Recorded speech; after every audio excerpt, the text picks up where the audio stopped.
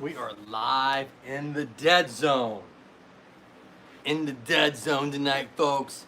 Thank you. Come on in. Let's get connected. Let me go ahead and refresh here. See who's coming on in. Average Joe Pete T.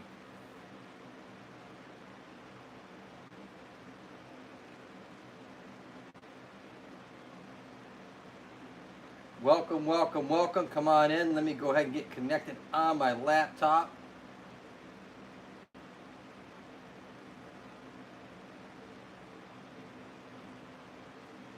Let's see who we got here.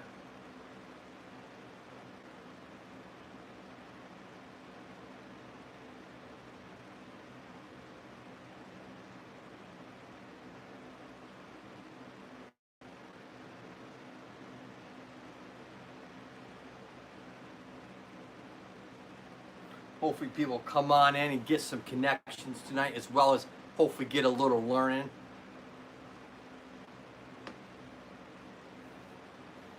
Let's go ahead and move this angle a little bit. I want this camera kind of popping out at us. There we go. That looks better. Alternative Tongues is in the house. I'm telling you, good old faithful Mr. Alternative Tongues.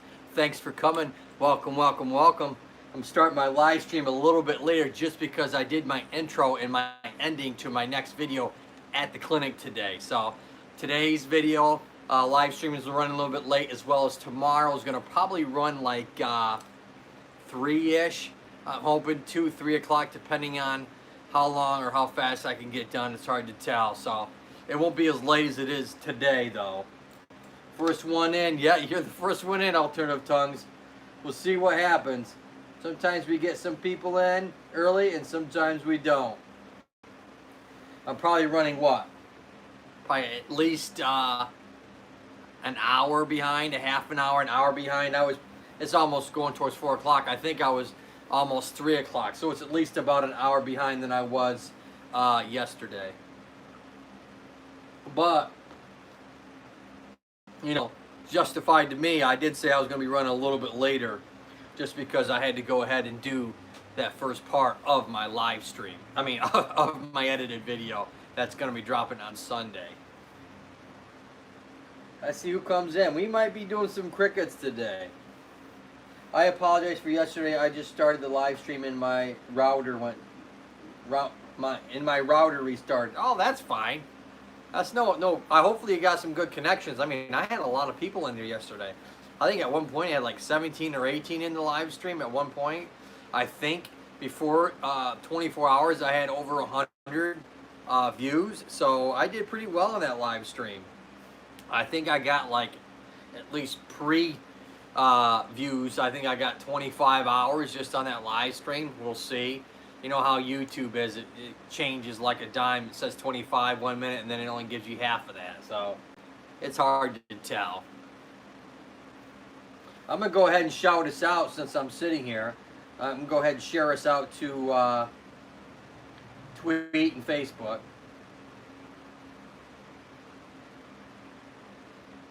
Here we go. I just tweeted us out. That's done. Let's go ahead and create a post.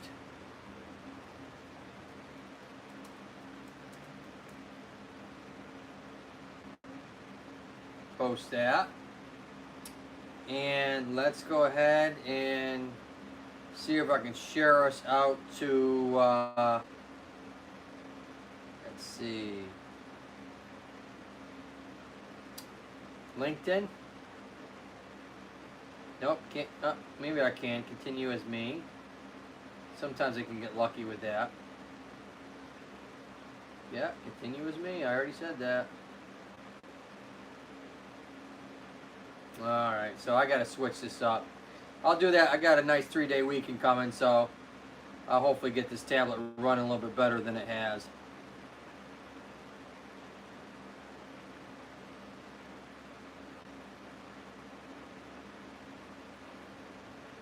Well, let's see. We're still 2 of us. I shouted us out here a little bit. Let's see what we can get in. I can't share us out on Facebook. But, oh well. Hey, am I coming in clear or am I a little foggy? Yeah, the rain's been terrible here. We've basically had rain for most of the week, on and off. Yesterday's live stream, at points, I mean, I got kind of kicked off, and that was because of the storm. And it rained on and off here today. No flooding as far as I can tell. But, yeah, I think it's supposed to clear up here over the weekend. We shall see. Cross my fingers on that one. Not supposed to be that warm for North Carolina in May, June.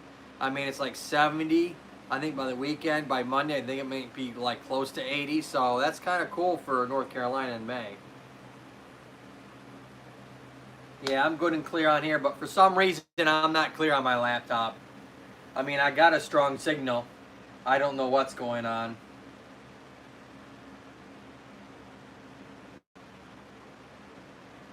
Hard to tell. Says I got 3 people in here. I must got some people just kind of hanging out in the end. Let me go ahead and refresh. No, I got 2 people. Weird how that happens. People come in and out or whatever. Hopefully we can get some good connections.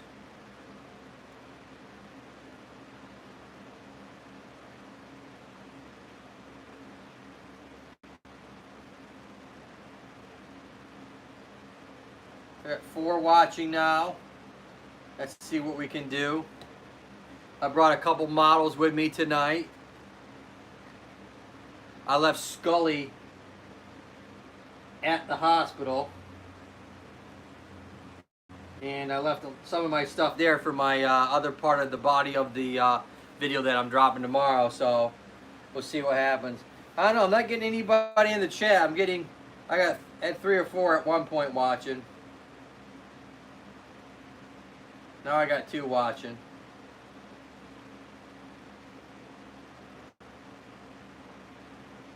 They're probably popping in and out. Hopefully that there's more people coming, but you gotta have more people. Now they're just me watching. Sometimes you make them, and sometimes you don't. All right, let's see what my heart rate is. I drank a bunch of coffee today.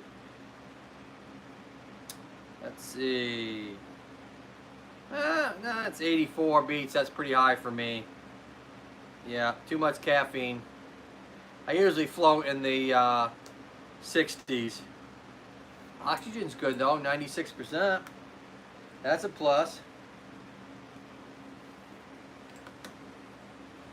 Let me go. I can't do that on that. This is the problem when you do your live streams on your phone. You can't use your phone for anything. I reduced my caffeine intake as well. Yeah. Well, I'm doing these live streams later. Plus, now in North Carolina, they're not opening up the gyms for at least another month. Who knows? They opened up a bunch of other stuff, but bars and gyms, they kept closed.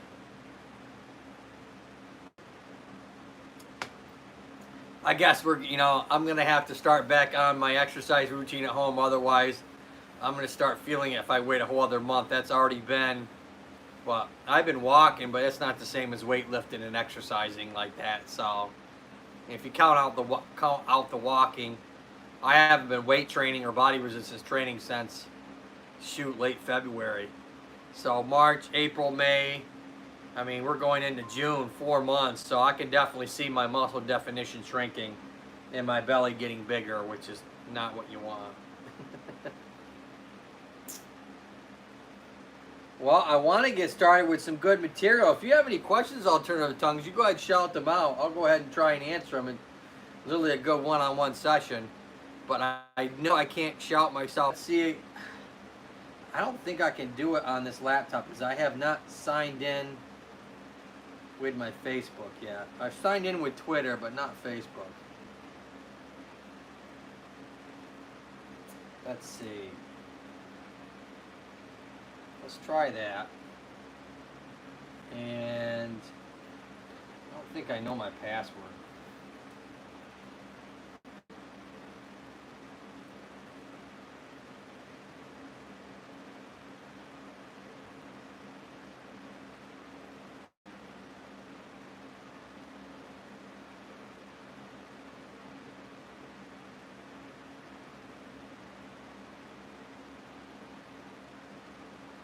Please check your email for a message. All right, well, let me check my email.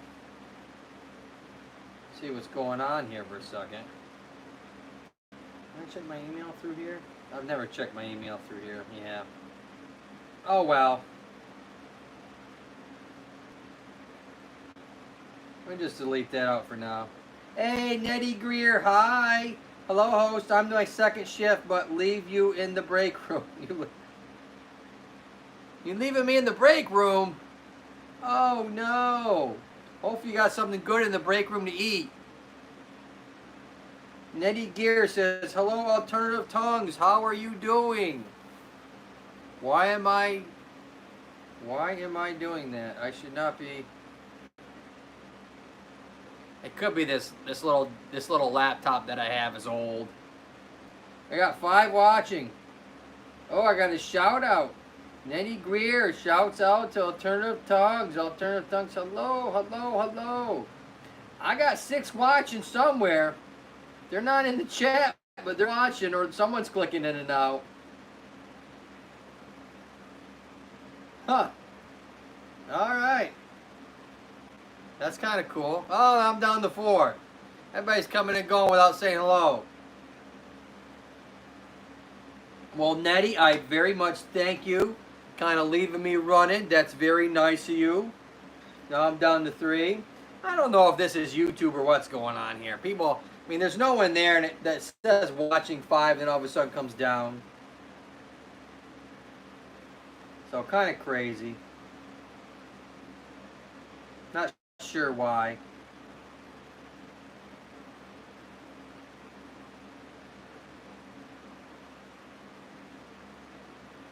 Oh, well.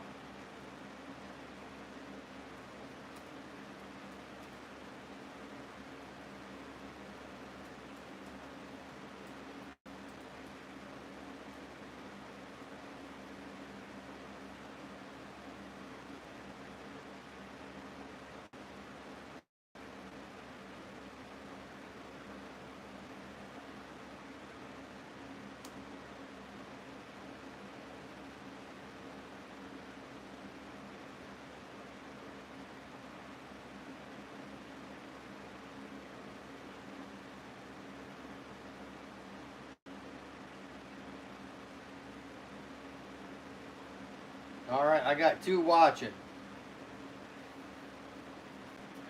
All right, let's go ahead and we will get started here.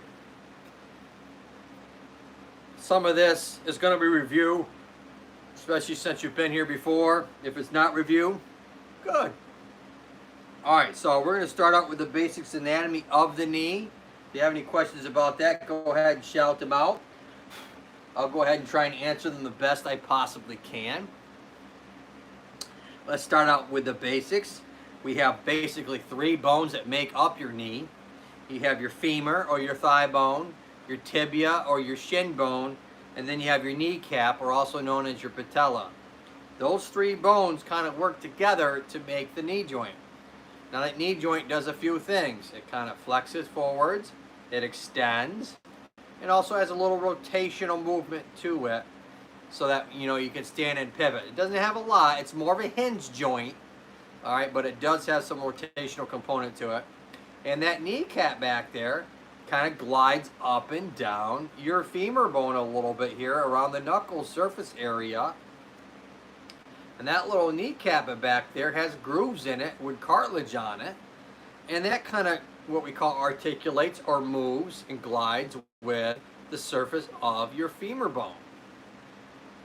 And when you get older and you hear a lot of crunching and when you bend and straighten your knees, it might be painful. Why didn't I get a notification today?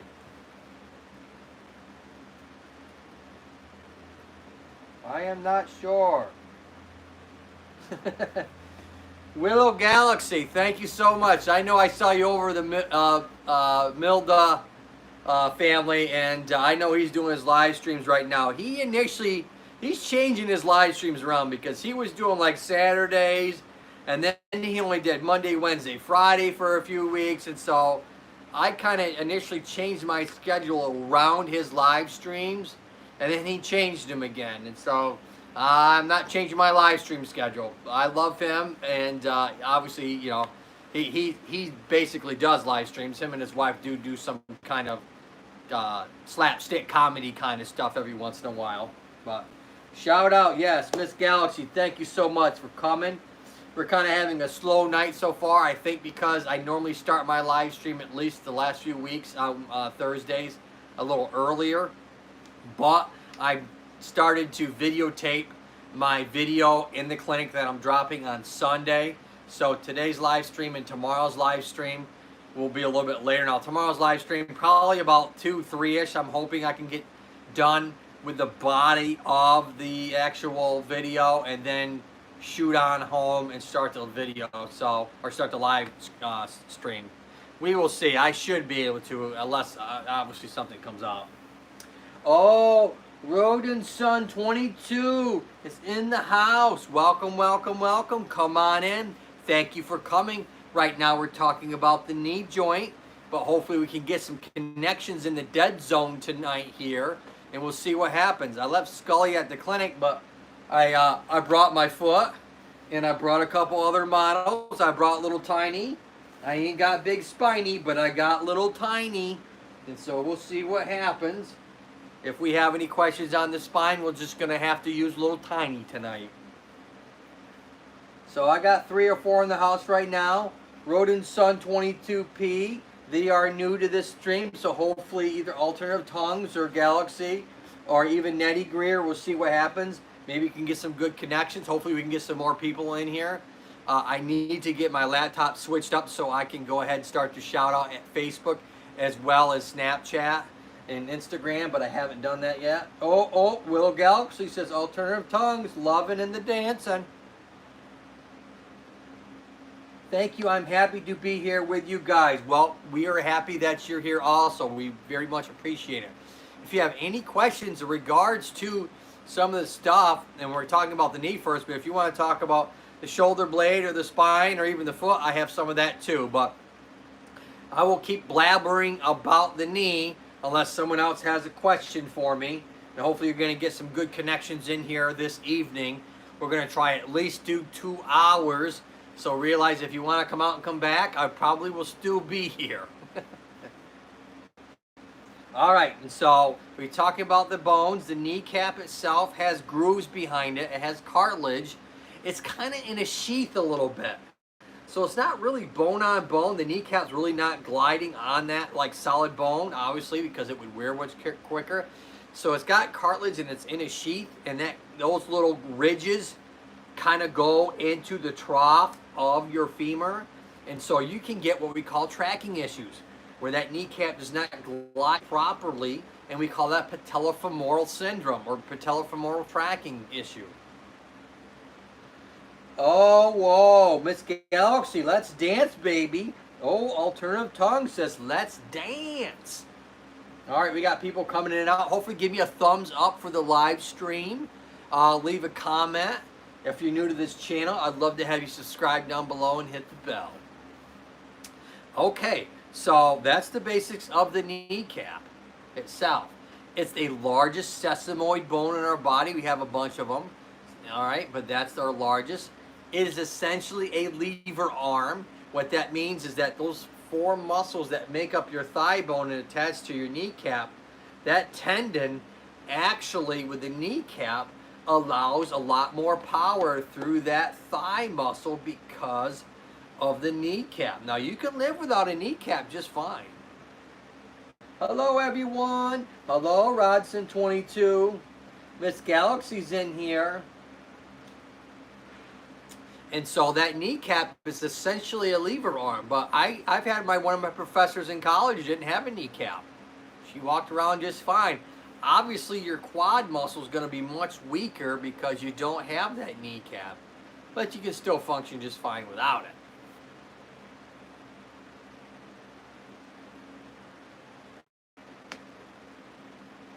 Am I look like I'm fully in the screen.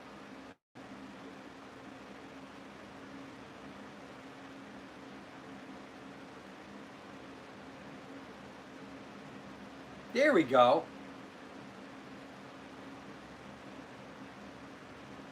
Alternative Tongue says, shout out to Rodson22.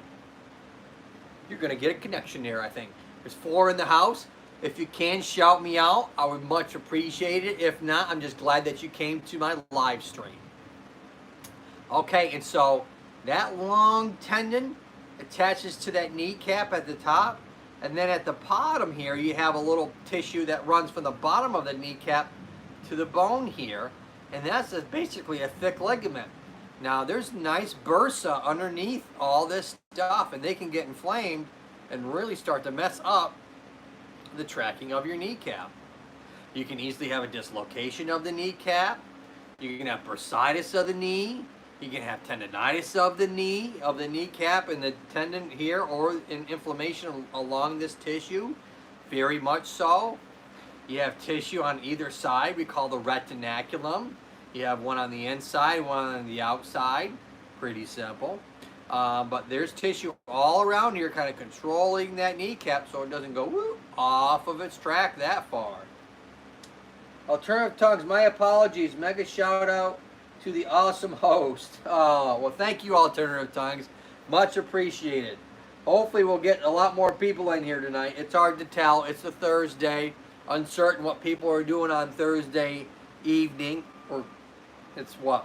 Not even Thursday evening. Eastern Standard Time, it's only 4 o'clock here, 4:15.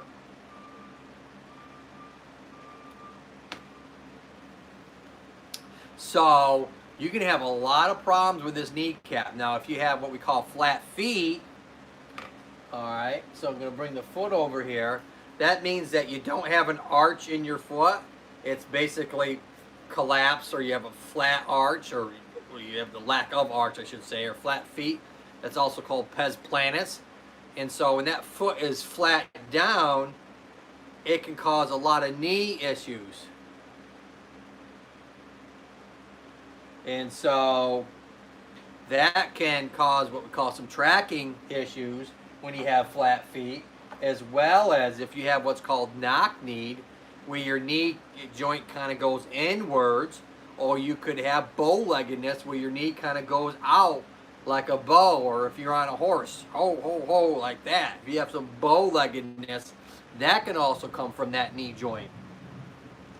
Alternative Tongues, oh, you got a connection with Galaxy. Alternative Tongues, you got a new connection with good old Miss Galaxy. Look at that. Easy peasy, Japanesey. Look at that. All right, and so let's go ahead. Oh, I got a big one. I saw Willow comments came in. I can't get out of the stream just yet. I will return back later, though I thought I am already connected. Yeah, you know what's happened? I don't know. I had a bunch of people that I went to their live streams early this morning, and all of a sudden I wasn't subscribed to them anymore. I don't know what's going on YouTube again, but YouTube is desubscribing people again. So I had to click the subscribe button. I'm like, what the heck's going on here? So that might be, Miss Galaxy, what happened is you might have been, YouTube might have unsubscribed to you, to my channel, excuse me. And that's happened a bunch, even on my end. I don't know, this stupid YouTube, I wish it would just act straight.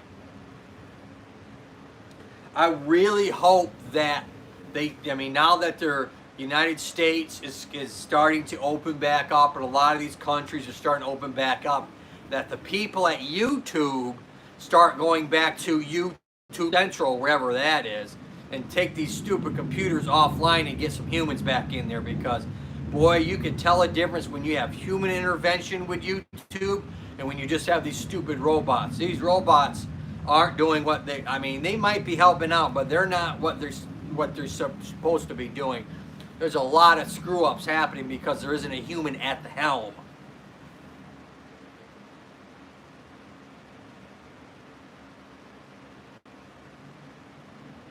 Yeah, Alternative Tongues, it's getting crazy. So, and when I went to click back on there and subscribe to them, it had everything there. The bell was on already. I didn't have to click the bell or nothing. So there's something on YouTube's end again.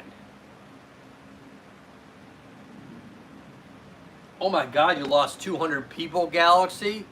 Oh my God, I think I would probably go into panic mode if I lost 200 people all of a sudden. I didn't lose 200 people, but I was on my good friend Felia Abelia yesterday, and I know I had 7 or 8 people that subscribed to me, and left a good comment because I clicked and saw them and typed stuff in, and most of them were gone this morning, and they watched the video long enough and they subscribed and did a appropriate comment. So again, YouTube is screwing up like it always does when there's no humans at the helm working the system. Oh, iced coffee 25. Done to mask newbie here. Hi, Miss Coffee 25. Thank you for coming. Welcome, welcome, welcome. If you can, please hit the subscribe button. Hit the bell. I will go ahead and come over to you after the live stream. That way, when I know you hit the subscribe button, it goes right to my email, and I can go ahead and connect from that point of view. I don't have to wait for the video to process on YouTube's end.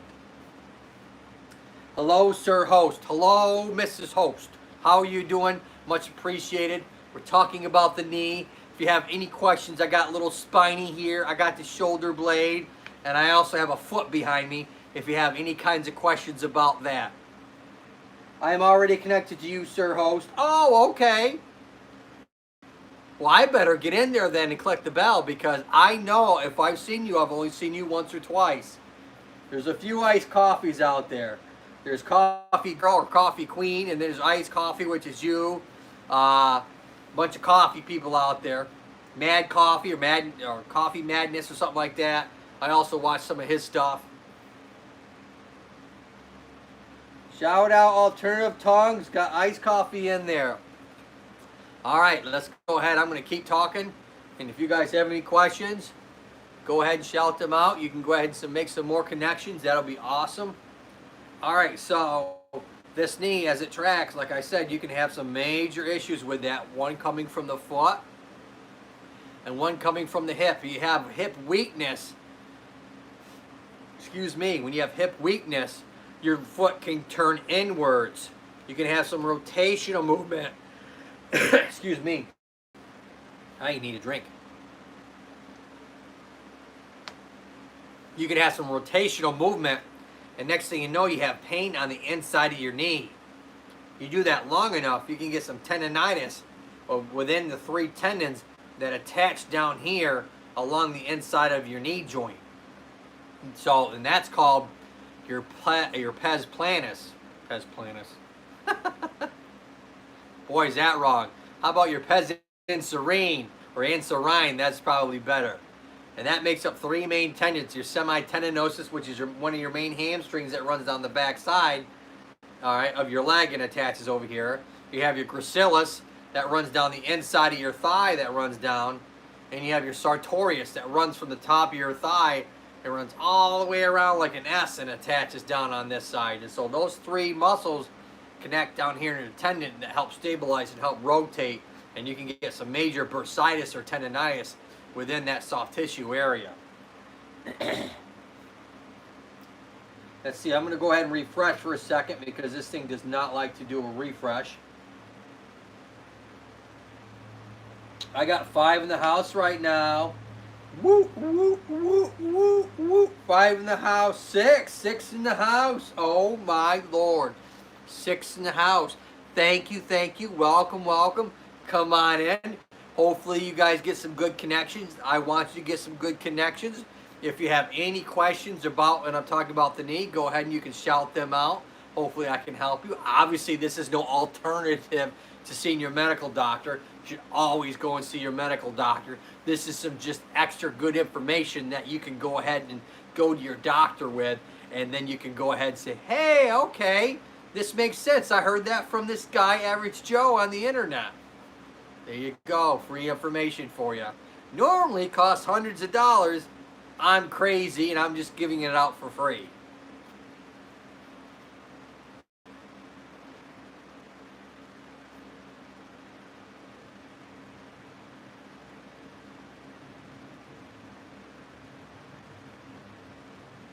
All right, so When you flex your knee, that's flexing or bending, straightening your knee, or extending your knee.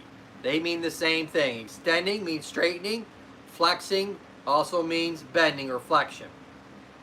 Now, this joint starts to kind of straighten and bend, it has to glide on this tibia or shin bone. For that to happen, you have to have these things called meniscus, these little blue things that separate your femur and your tibia bone. If they are torn or frayed or something along those lines, you can have some pain. Because that femur bone, basically on the end of it, is like a knuckle. Basically two knuckles. And they're gliding on the top of this tibia here, or what we call the plateau. Think of a flat area. It's a plateau on there. And it's just kind of rotating and flexing on that area. Iced coffee. I'll get back to you later. Can't miss free information from the awesome host. Thank you so much, Alternative Tongues. That's very nice of you. So people don't realize these meniscus right here, they have a very important function. One of them is to make sure that your femur bone and your tibia bone or your shin bone align properly, because if you can see it, they are not the same shape. This inside knuckle is bigger than the outside knuckle, and your plateau is flat. And so you need this meniscus here as almost like a cup for that knuckle to kind of sit and glide in. And so if you have that thing thinned out or frayed, or if you have a meniscus tear, you're going to know it when you try and go and flex your knee or extend your knee out all the way, because it's going to start to pinch or catch or get inflamed, or you won't be able to do it, or you are start having pain and you can't put all your weight on that leg because the pain is too strong. Miss Galaxy says, iced coffee 25. I'm coming over to you. Woo! Locked and loaded. That is very awesome. That is cool. Hopefully another good viewership for your guys' channels. And so that's the one function of the meniscus. That makes this bone and this bone work together. Without those meniscus, it does not happen. The next one that this meniscus does is it allows some nice twisting a little bit. You know, because it's just kind of holding things in there on that knuckle piece, so you get a nice little glide in there coming from that meniscus, because the meniscus aren't glued onto the tibia bone like this guy is. They're kind of hovering and floating on there. There's synovial fluid inside the actual joint. All right, the meniscus, for the most part, the outside's got blood flow, but the inside of the meniscus in the center of the knee has no blood flow. It's what we call avascular, means no blood flow or no vascular system. It's actually nourished and kept alive by synovial fluid.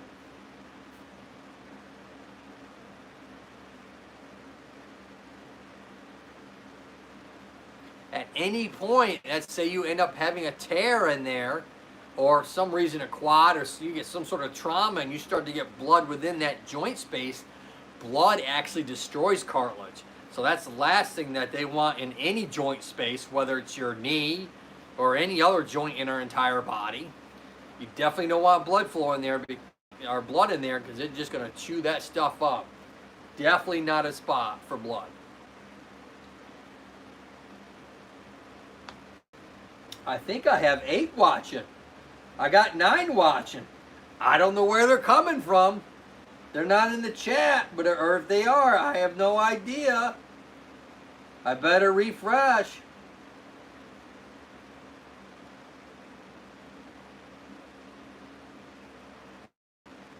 Man, now I'm at 6. There's something creepy going on with YouTube. I don't know what it is, but it's definitely creepy. Who knows if it's not something in the background from YouTube coming into live streams or something like that, just to make sure everything's appropriate, which could be a good possibility. I mean, that's what would make sense to me. Otherwise, I mean, people aren't even coming in; they're just popping back out. Which is, I guess, that makes it's possible too. But I would suspect it being something else. Still here, host. Sorry, my employer called me. That's all. That's all fine. I'm just glad you came in when you could. I mean, I appreciate it. Much love to you. I'm glad when you can come in. It makes me happy because I know at least you guys are at least giving a little bit of your own time, and hopefully I can give you some information that you can go ahead and be a contestant on Jeopardy. I love saying that. I don't know why, but it's sad, but I say it. Newsom, hello. Oh no, it's Rodson 22. Ice coffee. Rodson 22. Ice coffee 25 is calling you out, so you might get a good connection there. All right, and so those meniscus, like I said, are floating on there with synovial fluid. Now you have the back side of your hamstrings here that attach to the meniscus, and on the inside part. And so as you flex and bend that knee, that hamstring is shifting that meniscus forwards and backwards on the plateau, keeping the knuckle in good alignment with the meniscus as well as the tibia. Now, there's a lot of things going on in this area, as well as you have a lot of bursa. And what the heck is a bursa? Wow, sorry, sir. Wahoo or way, sorry, sir. I don't know. Iced coffee says sorry, sir. Anyways, and so, what was I talking about? Oh, I lost my train. Oh, the hamstrings. That's right. And so they're just kind of, that meniscus is just kind of floating on that plateau there and keeping that in good alignment. And like I said, that meniscus really helps control this entire area. And if there's anything wrong with it, you're in trouble. Oh, I was talking about the bursa. And what the heck are bursa? Bursa are any kind of thin, flat tissue normally, unless it gets inflamed, and then it swells up and turns into a sac, and everything's inflamed at that point. But they're under all the tendons, so that the tendons, especially the long ones, can glide over the bone. And so the knee is really bony. It's not like a hip bone or a thigh bone where you have all this muscle and you have all this nice little what we call interstitial fat, all right, to cushion everything. Around the knee, I mean, you do have some fat pads. You have two on either side down at the bottom part of your kneecap that kind of cushion the knee joint, the patella itself. But there's bursa all around there, and it helps to keep those tendons gliding smoothly on the surface without getting any wear on it. So unless it gets inflamed, and then you're in trouble because it's going to start to blow things up, and it's going to start to mess around with the alignment of whatever joint we're talking about. In this case, the knee joint. At Alternative Tongues, done loving you, sir. Iced Coffee says, I am done with you, Mr. Tongues.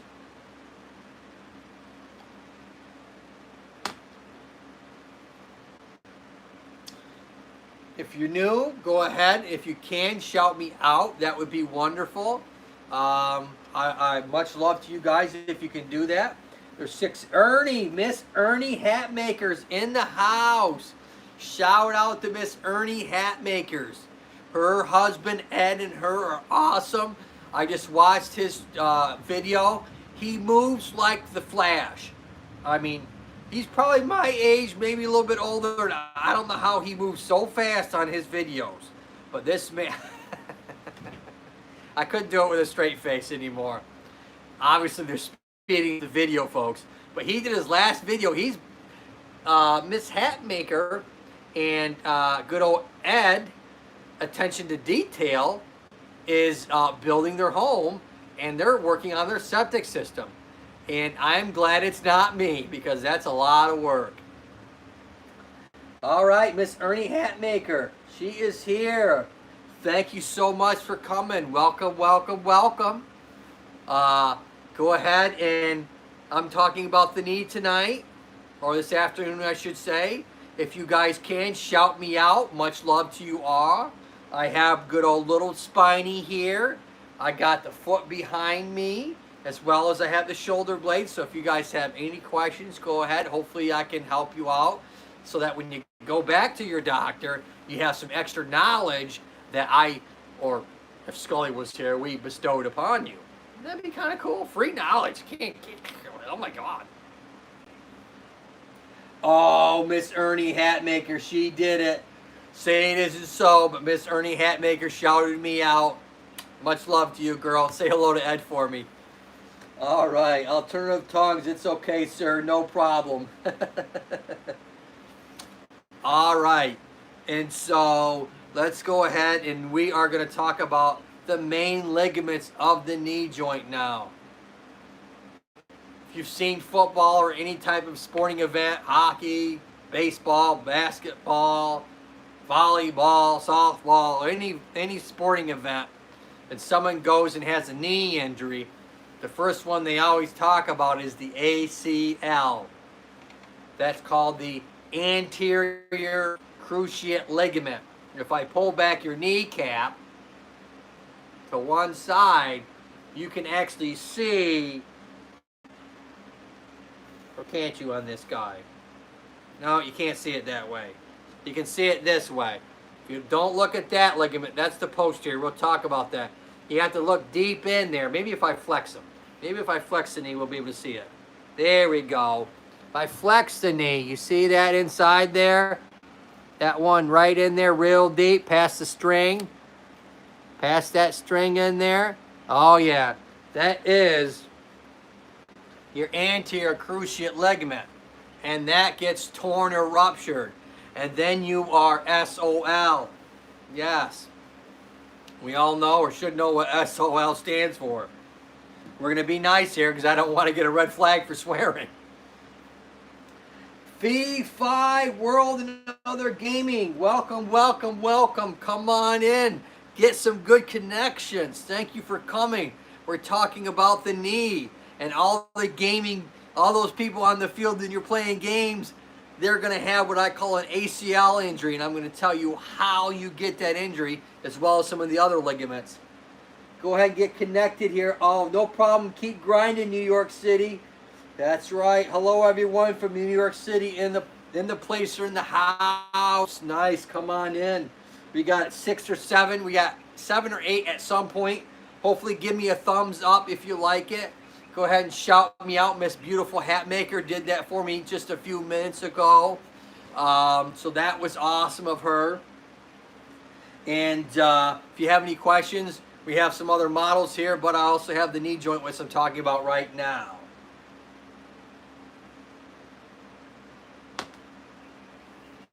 So we talked about that ACL. It's in there real deep. And that is what it does is it keeps the kneecap from shifting forwards. This forward, so where your femur thigh bone goes too far forwards on your shin bone. That's what that ligament stops from happening. And when you are on the football field or someone comes from behind you and your foot is planted and this whole part gets hit forwards like that and your foot is stuck on the ground, the only thing that can move is that ligament and that thigh bone, and it's going to shift straight forwards, and you're going to rupture or at least pretty good tear of that ACL. If you have really strong thigh muscles, quad muscles, they can help some of that shifting forwards, but when you get hit by someone from behind or from the side, yeah, your ligament's gone. Can it repair itself? No. You will need surgery. Now, can you live without an ACL? Absolutely. Yes. People that get ruptured, and if you're not going to go back to sports, or if you're not going to do weekend ski jaunts, or if you're not, a weekend warrior on the baseball field or basketball or whatever, you don't need an ACL. Wait, pretty madam, I will check it. Iced Coffee 25 says, that's right, Galaxy. Done loving you, sir. Why, sir? Host, thanks for the information. Amazing. Well, I hope it is. I hope I inspire you guys to keep coming back because I love when I see my numbers go up. It makes me smile. All right, and so that ACL does that. And so you'll either have to have it repaired either through this ligament down here where they'll take part of that out. All right. They might take part of the hamstring tendon, which they don't do as much as they used to because the outcomes aren't as good as the patellar ligaments are. Or they might get it from a cadaver. Yes, the dead person. Iced Coffee, let's make a connection. Five-fold World and Other Gaming says, Iced Coffee 25, come on in. I appreciate keep doing your thing you're doing from New York City. Thank you so much. Hopefully I can get 3 million subscribers from New York City. Wouldn't that be a hoop? Holy cow, that would be insane. Maybe someday, who knows. RCVHX22 in the house. I am watching. Come on in, get some connections. I got some new people. I got some loyal people. Hopefully we'll get some more people in here. Learn a little bit about the knee and some of the other stuff, as well as hopefully get some valid viewership, some good connections. If you like my stuff, hopefully you'll give me a thumbs up. I would much appreciate it. That way Mr. and Mrs. YouTube algorithm will hopefully shout me out to more people. That's always very nice.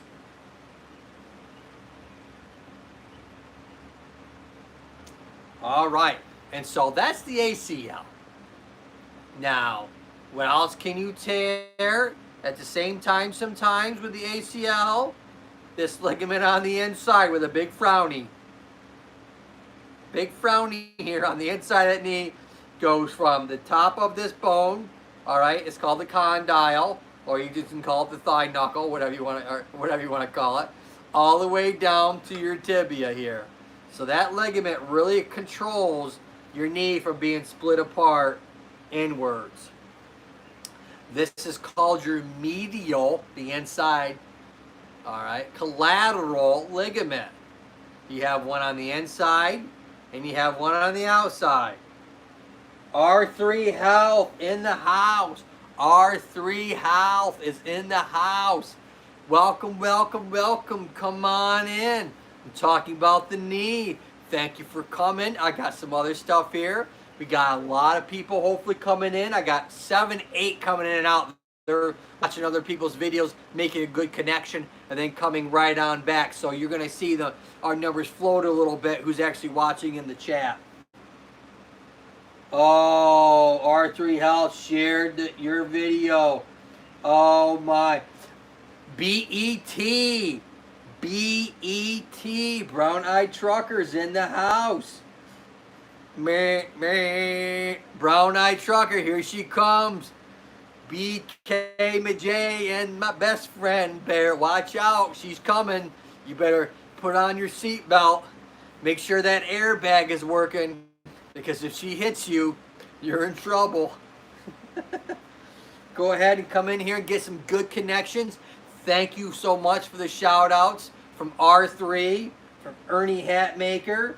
I'm sure Miss Brown Eye Trucker, if I didn't, I'm sure she will. And if she doesn't, that's okay, just in case I've missed it. Thank you so much. We got a bunch of people in here right now. I got 9 right now. Much love to you all. Thank you for coming. This is what it's all about, coming in. Hopefully learning a few things. If you have any questions, hopefully I can answer your questions. And leave a comment. Leave a thumbs up, hopefully, if you love the stuff. Also, make sure when you go to their channel, you leave a comment that makes sense. You watch the video long enough. You better watch at least a couple minutes, because the way YouTube's doing right now, they're throwing unless the video isn't 2 minutes long. Obviously, you can't watch a video 2 minutes if it's not that long. But I noticed, like, if I watched a video that was only like 15, 20 seconds long, that connection didn't take place either. So, oh, she's dropping hot. She's dropping like it's hot. All right. She's dropping a little bit. Okay, go ahead, drop. That's all right. R3 says, Willow, hey, Miss Galaxy, I got R3 Healthy on the line for you. You better get in there lock and loaded. Better get on in there. I'm telling you. But like I was saying, If those videos, if they're less than 30 seconds and you watch the whole thing, I've noticed that my subscription did not stick. I had to go back and watch a few more videos before it stuck. So I try and at least get a video that's at least a couple minutes long. RC, my friend, big wink of love, thumbs up. I like what you do. Thank you, RCVHX22. Thank you so much. Much appreciated. Much love to you all. Thank you so much. I do appreciate it. I really do when you guys come in. When you know, who doesn't like when someone says something nice about them? I mean, really? You don't? Something's wrong with you. All right. 8 in the house. Hopefully we get some more in here. We'll go ahead and we'll roll them on in here. We'll go ahead and we'll make them part of our family. Hopefully we can answer some questions and get a good connection. All right, so I talked about the MCL, medial collateral ligament. You have one on the outside called the lateral collateral ligament, or LCL, MCL, ACL, and the last one is your PCL, your posterior cruciate ligament. Now, when someone in like football or whatever, or bully, comes in and your foot's planted and you're partially twisted a little bit and they hit you from the outside, you can't, excuse me, burp, which was excuse me. Sir, can I ask a question? You absolutely, you can, yeah, go ahead, fly it out there, ask a question. You ask the question, I'm going to keep continuing. I got 10 in the house. What? 10 in the house, 10 in the house, 10 in the house, 10 in the house. Bam! That is awesome. All right, and so MCL and the ACL can get ruptured at the exact same time when you have a twist and someone hits you from the outside.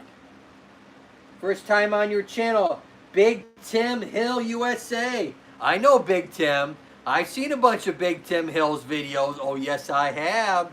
Big Tim Hill USA is in the house. I got Big Tim.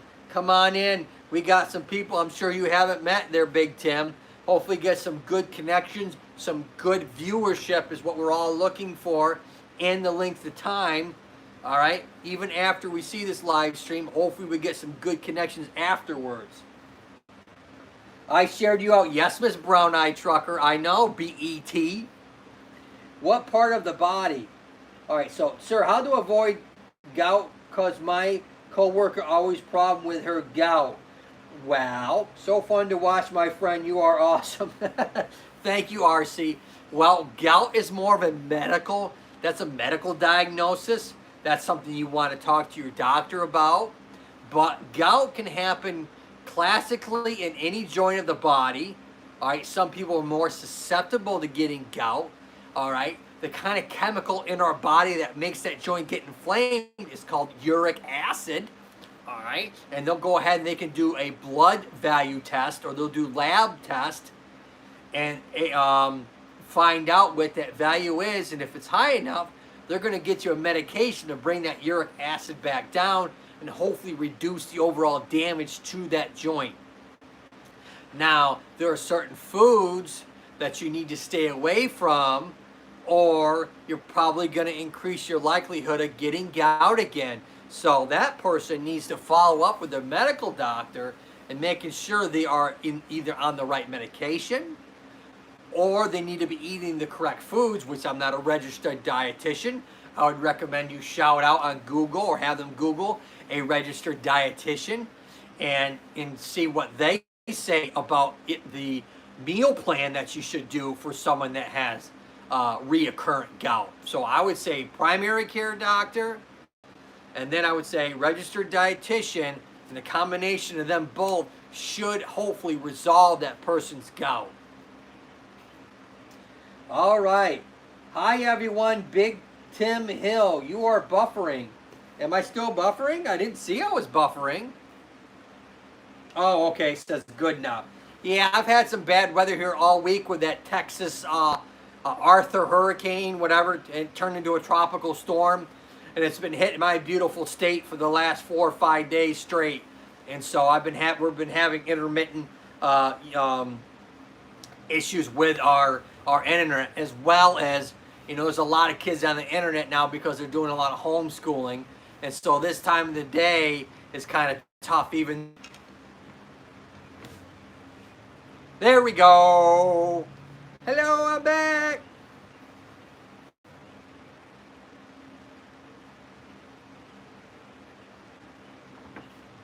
There we go. Oh, and I'm clear.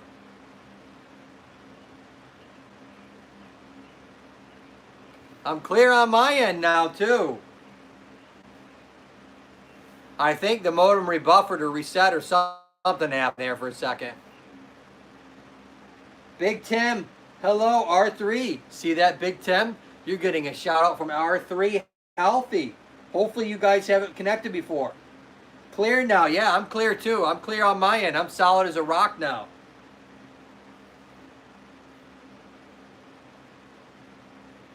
Oh, iced coffee, thank you so much. Much love. I share you is to my community, sir. Thank you so much. I appreciate all that you people can do, as well as hopefully when I come and see you all, I can go ahead and do the same for you all too.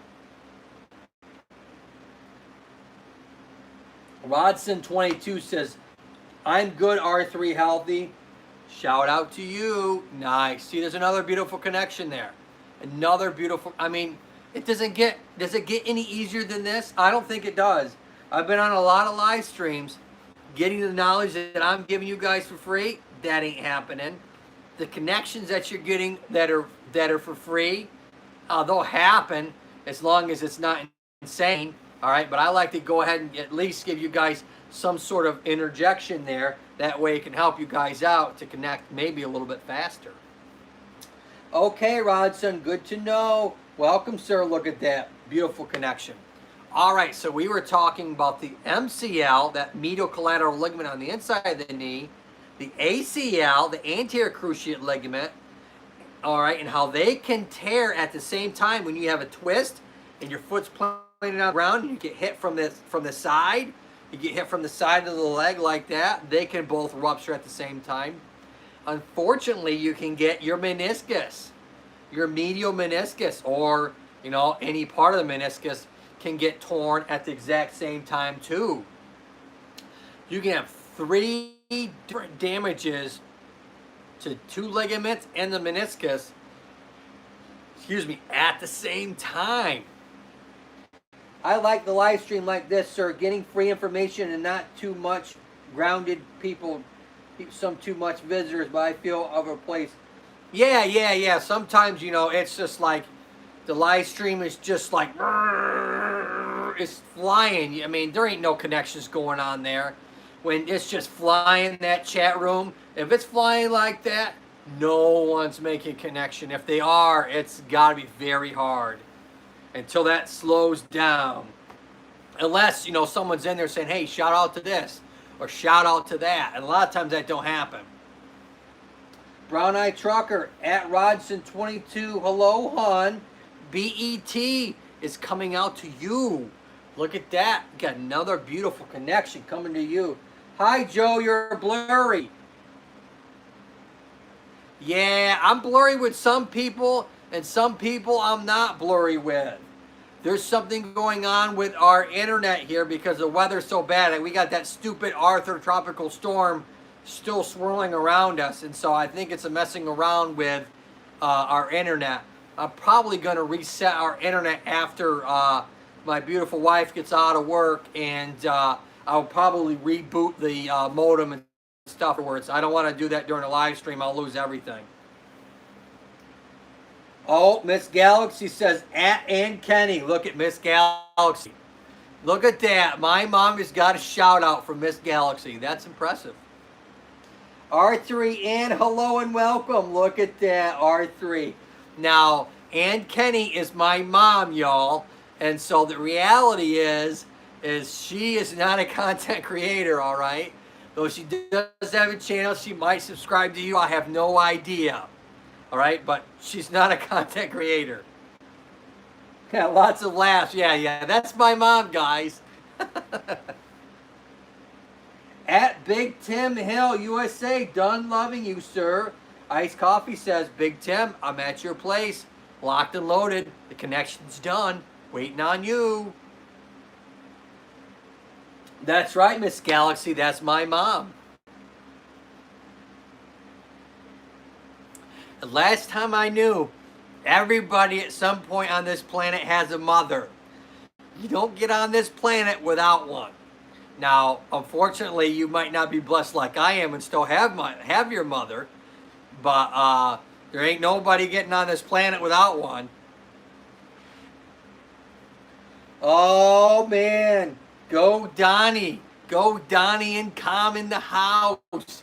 Come on in. Let's get connected. Come on in. I got a bunch of new people in here. Good old Mr. Go Donnie. Got some new ones. Hopefully you can get some connections. I got Big Tim in here tonight. I got R3. I got Iced Coffee 25. I got Mrs. BET, Brown Eyed Trucker, always here. I got Alternative Tongues.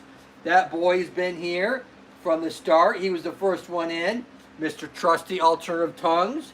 You know, he's here. I'm sure he's still here, or if he's not, he's in the background. Who else do I got here? I'm scrolling. RC VH22. Hopefully they're still in here, getting some connections. Fi World of Other Gaming from New York. They were in here. Hopefully they're still in here, so you can get some good connections. Alternative Tongues. Go Donnie. I'm sure Alternative are connected with Go Donnie. I'd be shocked. Hey everyone, Miss Ann Kenny, my mother. I'm just gonna start calling her mom because that's very rude of me, as well as that's odd. I don't like calling her by her name. Hi, how are you doing? Still here. All right, so we talked about the ACL, that little ligament inside there, the MCL on the outside, that medial collateral ligament. I talked about the blue things, but on a human, they're not blue. All right, but that's a nice little clear idea, indication where you see the meniscus. Those are those blue things, kind of what we call half moon shaped. And the LCL, or lateral collateral ligament. Now, I said before I stopped, you can have a tear of the MCL, the one inside. You can have a tear of the ACL, that ligament inside the center of the knee joint, as well as the meniscus at the exact same time.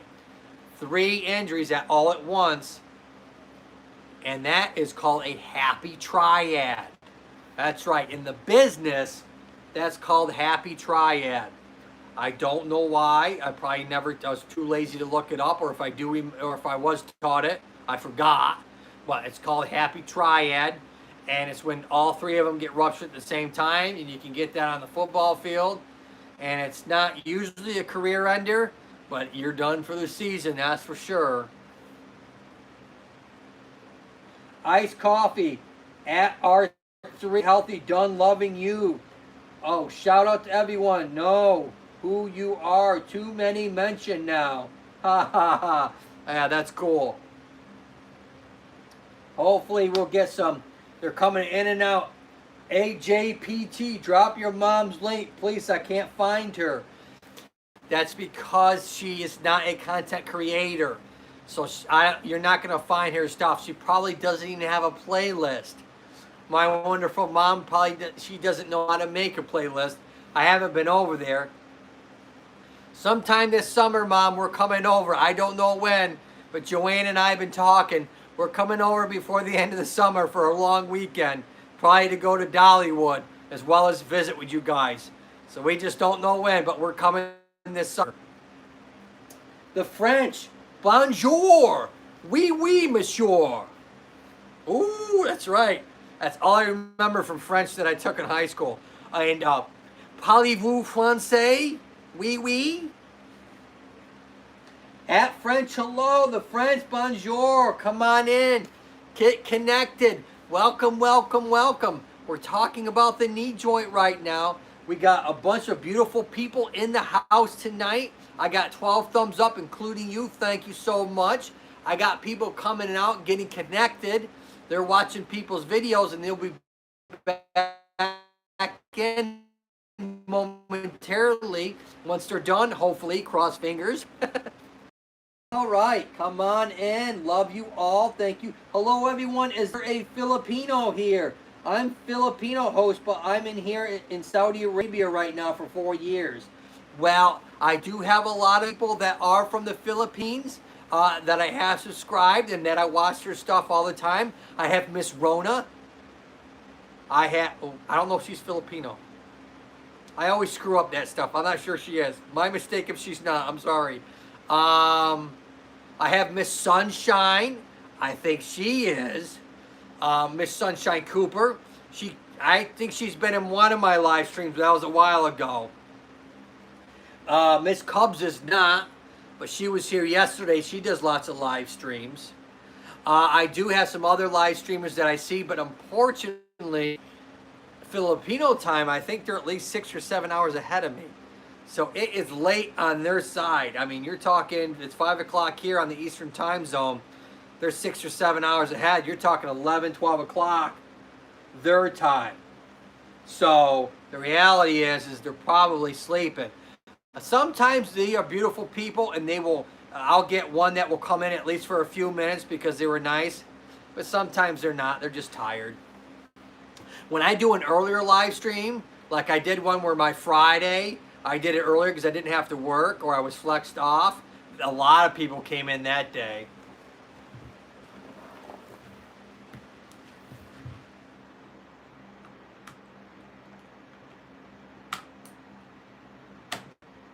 Here we go. Sorry I had to plug in my tablet. It's an old tablet. It's an old tablet, and the reality is the battery don't last long. What? An hour? Excuse me, it lasted an hour. This tablet's 12 years old. I bought it used to begin with. The French says, okay, sure. Iced coffee, I don't see you, hon. What? Make sure you're typing it in there. Ice space coffee 25. 25 doesn't have a space in there. Let me go ahead, iced coffee, and I'm going to make you blue. So you can go ahead and drop your... Go ahead, iced coffee, and you can go ahead and drop your link so that they can go ahead and connect with you. Oh, the Croons. What? Croons is in the house? What? No, I don't believe it. Oh, that is awesome. Thanks for coming to my live stream. Much love to you guys. These guys are awesome. If you guys don't know these people, they do beautiful videos. And so I watch their stuff. I try to watch at least once or twice a week, depending on when I get a chance. But go ahead, and if you can't give me a thumbs up, I'd love it. There's 9 in the house. There's been 12 or 13 so far that are coming and going. They're new to this live stream, so I know a lot of you people have not gotten connected. If you've been connected maybe from another live streamer, or maybe you were lucky enough to bump into their channel. But if you haven't, go ahead and look at their stuff. Hopefully get connected with them. They're wonderful. Nice to see them in my live stream. I am very much thankful that they came. Oh, that is so awesome. All right, there's Iced Coffee's 25's links, so you can go ahead and connect into them. That way you can go right for me and you ain't got to worry about it. So that'll at least fix that problem. One problem solved, a billion more to go. Oh, okay, Miss Galaxy. I'm not feeling well. Well, thank you for coming. If you go over to Melinda and tell them I said hello, I told them, I texted earlier and said that I was doing my live stream. So he was doing his video, doing his live stream the same time I was doing mine. He's been doing it about 3 hours, so I might be able to hit him up after my live stream. Well, I hope you feel better, my dear. Thank you for coming. Get better well soon. Much love to you all. BET, thank you. I will visit you later after this live stream. Iced Coffee 25. That is awesome. She is wonderful. She's a truck driver. She does all kinds of content around that kind of theme, that niche. And so that's really cool. She's awesome. Once you get locked in with her, I guarantee she'll come and see your content. She's definitely loyal. She's not going to be one of those people that you never hear from ever again. Willow, bye, pretty madam. Get well soon. Iced Coffee says bye. Bye, Miss Galaxy. Thanks for coming. All right, so we talked about the happy triad. Those 3 ligaments that get torn, and then you need surgery. You're in surgery. There's no way around that, baby. You're going to have the, this is going to have to get reattached from the medial collateral ligament. Your ACL is going to be repaired, and your meniscus is going to probably either have to be repaired, or what they do is called a meniscectomy, where they trim off the part of the tissue that's torn or frayed. You're probably going to be non-weight bearing, which means you can't put any weight on that leg for probably 6 weeks. They're probably going to have you in an immobilizer, a hinge joint afterwards, and you'll be seeing a physical therapist for quite a while, probably 3-4 months. Yeah, at least probably 3 or 4 months. 3 or 4 months, you're pretty good at that point. You know, if they're trying to see you longer than that, it's probably because you're trying to get back to sports. If you're not trying to get back to sports, and it's probably a good discharge, unless the physical therapist is trying to milk it. And that's obviously, ethically, as far as I'm concerned, poor judgment. But you'll see it out there. Hope you feel better soon, Miss Galaxy. Oh, my mom says, hope you feel better. There's some, that's a nice shout out. All right, so that's the ligaments there. Now, I didn't talk about the one in behind because a lot of times it doesn't get injured. And I'm going to tell you why. This posterior cruciate ligament, or the PCL for short, goes from the inside of your femur to the tibia. That's right. And so what that does is it allows the knee not to slide backwards. So you don't get a shifting backwards on that femur to the tibia. So that ligament stops that, what we call posterior translation. We don't want that at all. Otherwise, you start tearing up the meniscus and the cartilage within the knee joint. Miss the French is high ice added also. Oh, look at that. Look at that. Another connection. Just ridiculous. The Croons, great info about the knee. Thank you so much. If you have any questions at all about, I have the scapula here. I have little spiny today. If you didn't realize it, I have a foot behind me, ankle and foot. So I brought a little bit of a lot. All right, so I have 9 in the house. Shout me out if you can. Much love. I know a lot of people already have, which I am very blessed, and thank you for doing that. Are you doing to talk about the vertigo? Oh, that's right. I forgot about that. See, that's why I'm lucky that I still got my mom. That's right. I forgot Scully. I left Scully at the clinic because I'm doing my 3rd video on Sunday about physical therapy in the clinic on snapping hip syndrome. Stay tuned for that one on Sunday. Probably Sunday afternoon sometime. But I'll go over just quickly. I don't have any visuals, so it's going to be hard because vertigo is very difficult without having an object or a tool to use, because it's very abstract thought. So I'll do the best I can with the basics of vertigo. Iced coffee. Shout out Rodson22. Only shout out everyone. I'll do the same. All right, so look at that. Brown Eye Trucker, Galaxy, we are family now. Willow Galaxy, yeah. Miss BET, you probably didn't see it, Brown Eye Trucker. Miss Galaxy wasn't feeling well and she left. So she's not going to see that unless she comes back to this live stream and watches it, which she probably won't. She's probably too busy, but she left. She's not going to see that. So make sure you left a good enough comment that she can come back and connect on it today later, because she wasn't feeling well. She probably went to lay down or something. I don't know. She didn't tell us why she wasn't feeling well. Anyways, Miss the French says, hi, son, no problem. Can I have your link? I will add you. Okay, what's that? So, let me go ahead and make them moderators so they can go ahead and drop their link. Let's see if I can get up to there. Where are they at? Where are they at?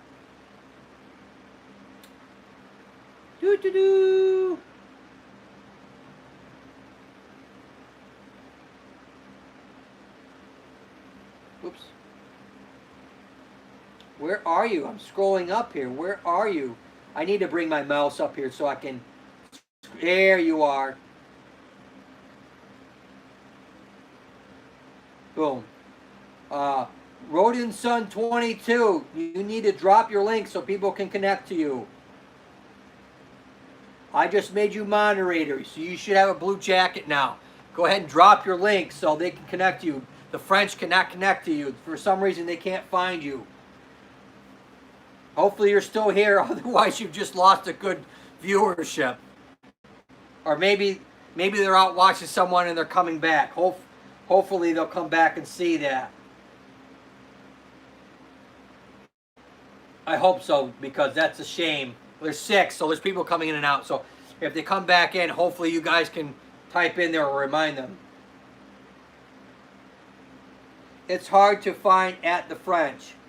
All right, I'm going to make you moderator, French. You drop your link. There you go.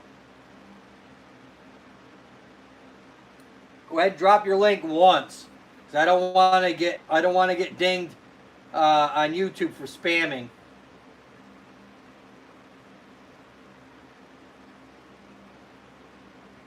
BET says at French, we are family now.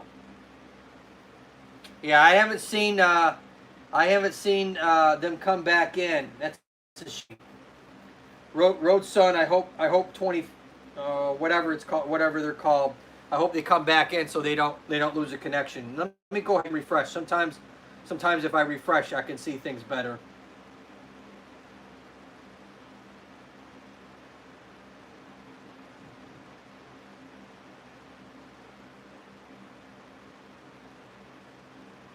No. All right. So let me go ahead and get something more to drink. I'm going to come back and we're going to talk about vertigo. So go ahead, get some more connections. I will be right back. And we're going to talk about what the heck is vertigo, what kinds are there, and can physical therapy even help it?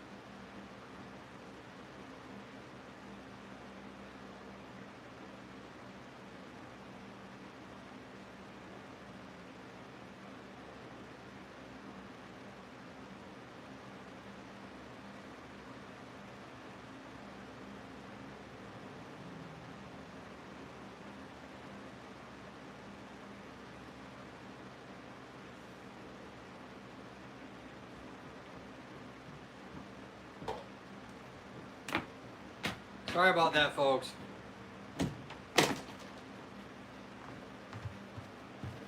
My daughter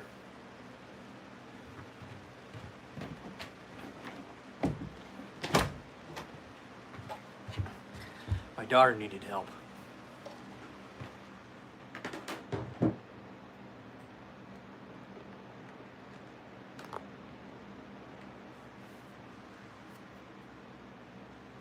All right.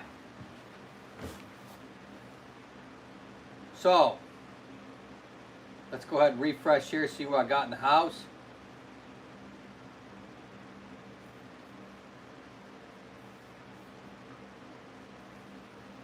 All right, I got 6 in the house right now.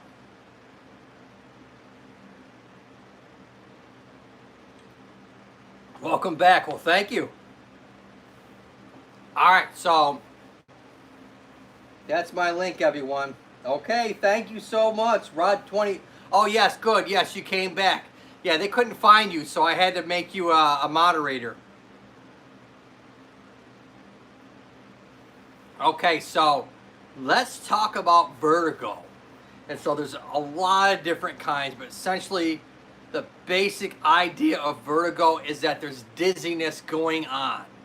Not lightheadedness, but dizziness going on. And so that's the kind of the difference. And sometimes that gets mixed up. So people, I'll get a prescription and it'll be like, you know, vertigo, diagnosis vertigo, or unsteady gait, or balance issues. And you go and ask them, do you feel lightheaded or dizzy? And the person says they feel lightheaded. I'm like, well, this isn't vertigo from what I'm going to be talking about, which is positional vertigo. This could be just, you know, blood pressure, it could be medication related, it could be a lot of things causing this problem. It could be sugar issue. There's a couple huge different things that it possibly could be.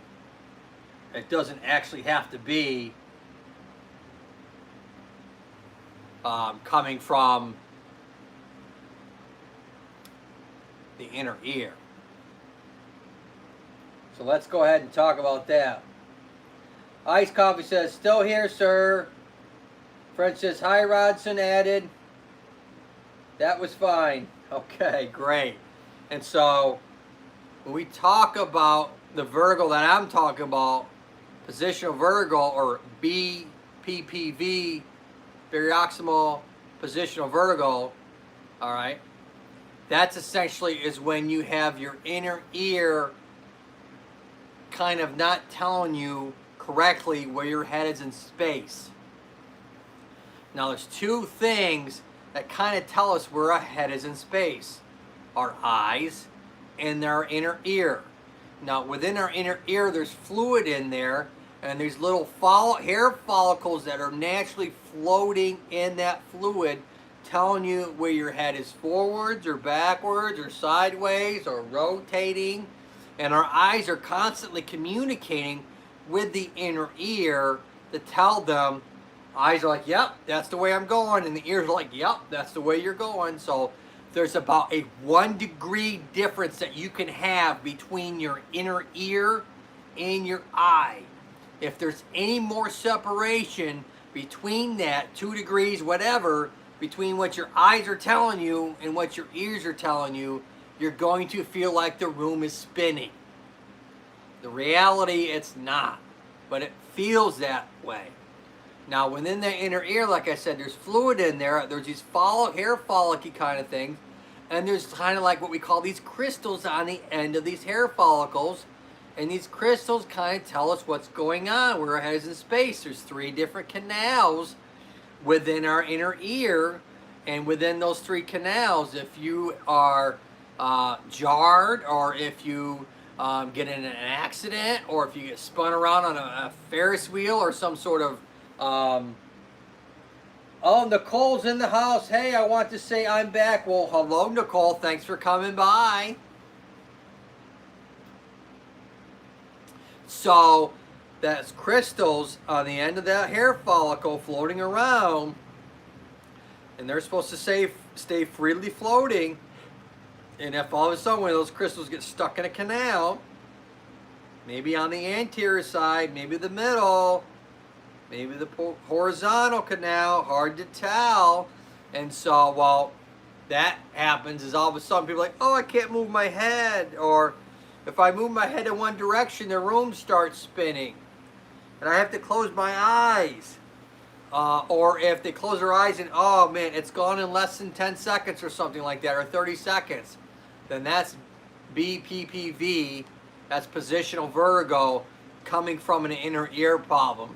And you're going to want to see either a physical therapist that specializes in that or an ear, nose, and throat doctor. They would also do the same kind of techniques.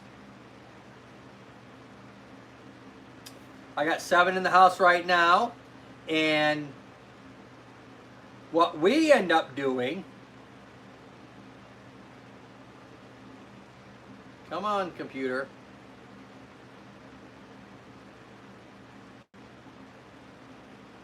what we end up doing is trying to find out truly, first of all, if you're having a central nervous system issue or what I'm talking about, which is an inner ear problem. Because if you have a stroke or you have a brain injury, traumatic brain injury called a TBI, or neck issues, all of those can give you vertigo type spinning symptoms. And so if it's related to a stroke or something like that, there's a couple other things that we would see that would say like, aha, this is what we call a CNS or central nervous system issue, not a peripheral or auditory system issue. So we would initially have to rule that out. And then you go ahead and go to the inner ear problem. Joanne is in the house. Joanne, hi. How you doing? This girl is awesome. She does lots of live streams. Very cute. Got her glasses on. Got her little ear, her little hair headband thing on. With sometimes she's got the big ears. Sometimes she's got the little things. But she does a bunch of live streams. She's awesome. I think she's in the Filipino time zone, so she's 6 or 7 hours ahead. So right now it's probably midnight there. The friend says, I'm back, just got some drink. Well, great. We're talking about vertigo and the different kinds, and we're talking about positional vertigo right now. So that's the inner ear issue where that crystal gets stuck. Now, as you age, those hair follicles, they start to get weak, and it's much easier for one of those crystals to get lodged in one of those canals, and you end up getting vertigo. So it's a lot easier as you age, as you get older, to get this vertigo or positional vertigo issue. Iced coffee, from where are you, sir? I'm in the great state of North Carolina in the United States of America on the East Coast.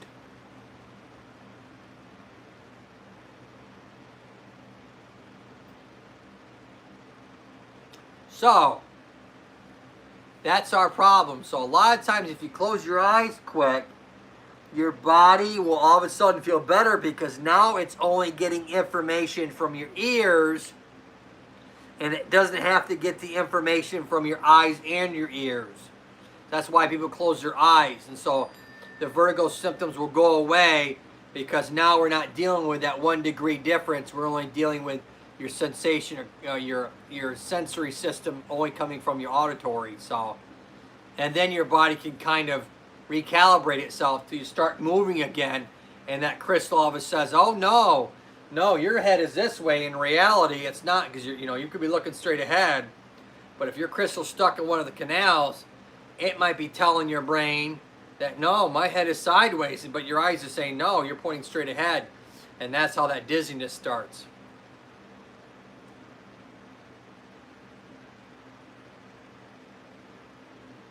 Oh, wait, BET's got a connection out there. Joanne, we are family now.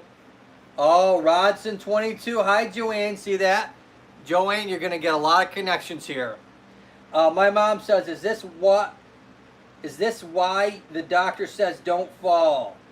No, probably the doctor says don't fall so you don't break anything. Normally, yes, you can fall and cause this issue. Not normally, It's it is a possibility, but the reality is usually when you fall, you're not going to get positional vertigo. You're going to get a broken hip or a bum shoulder or a busted ankle or whatever. Joe, I'll be back. I'm going to eat something. All right, Rodson 22.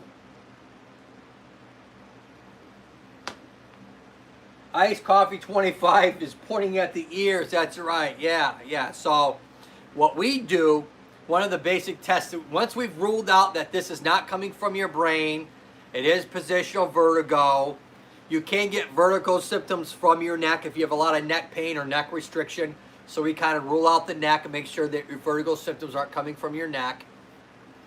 We do what's called the Dix-Hallpike, all right? And that's basically where we drop your head down in one position with your eyes are open and we see what happens to your eyes. If you're having vertigo symptoms, we will see what's called nystagmus, where one of your eyes will start to move involuntary, or what we call a torsion. It can actually what we call upbeating or downbeating, all right, on your pupil. It can start bouncing around without you realizing it, and that has to do with where the system is out of whack. And so that kind of gives us an idea when we put you in certain positions, which of the three canals the problem is in, and then also how we're going to treat you. So we'll put you in different positions, your head and your body, depending on what type of results we get from the Dix-Hallpike. We might do a basic Epley's maneuver, which puts your head in certain positions, all right, in 30 seconds to a minute. There's a certain time frame that we put you in to get that crystal lodged back out of the canal and kind of floating freely. Then lo and behold, your vertigo symptoms are gone.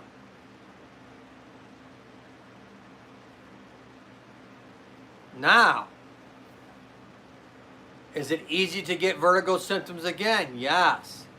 Normally, your body over time will readjust itself. Let's say you have vertigo symptoms, you woke up and you had, for some reason, you know, your head was a certain way, or you got jarred around, you went to bed, and you woke up and you got the vertigo symptoms when you moved your head or you lifted your head up. Not lightheadedness, but spinning. So if you got that spinning, it can usually take a few days for your body to recalibrate and readjust that. And so then you'll be fine.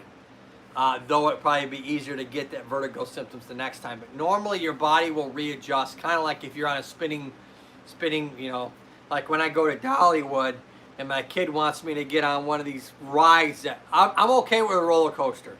But you get me on one of those stupid rides that goes 3,000 feet in the air and they spin you around and you're just up there dangling, hell to the no. Oh, my palms get sweaty. I start to get flush. All right, I'm getting a autonomic response is technically what it's called. All right, and that is your body saying, "Hey, stupid, I don't like this. Let's get down." Sometimes you get such a strong autonomic response that you pass out. Your body can't take that so much tactile or sensory stimulation, and the body shuts right off, and that's when you pass out. So your body just gets so much stimulation, and they can't handle that stimulation anymore, and you pass out. And so then your body, after a few seconds, restarts back up like default settings on a car. I mean, and then there you go. We start all over again. Someone at the wheel. Boy, if you guys knew a lot about the brain and the body, you realize there's not someone behind the wheel. All right. 6 in the house. Let me reset. I think we've lost a few people, or they're out talking to they're out getting some viewership. I had 8 or 9 in here. No, I got 6 left. People went to eat. How long have I been on this thing? Not quite 100 minutes. Oh, man, I got plenty of time. We got plenty of time. We got another 20, 30 minutes to go here. We ain't even got close to 2 hours yet. Come on. Let's get these people in here. Go, go, go, go. Let's get in here. Let's bring them on in. Let's get some knowledge going on here. I'm talking about positional vertigo right now, because That's what my mom wanted to talk about, and that's what I forgot I was going to talk about today that I said yesterday.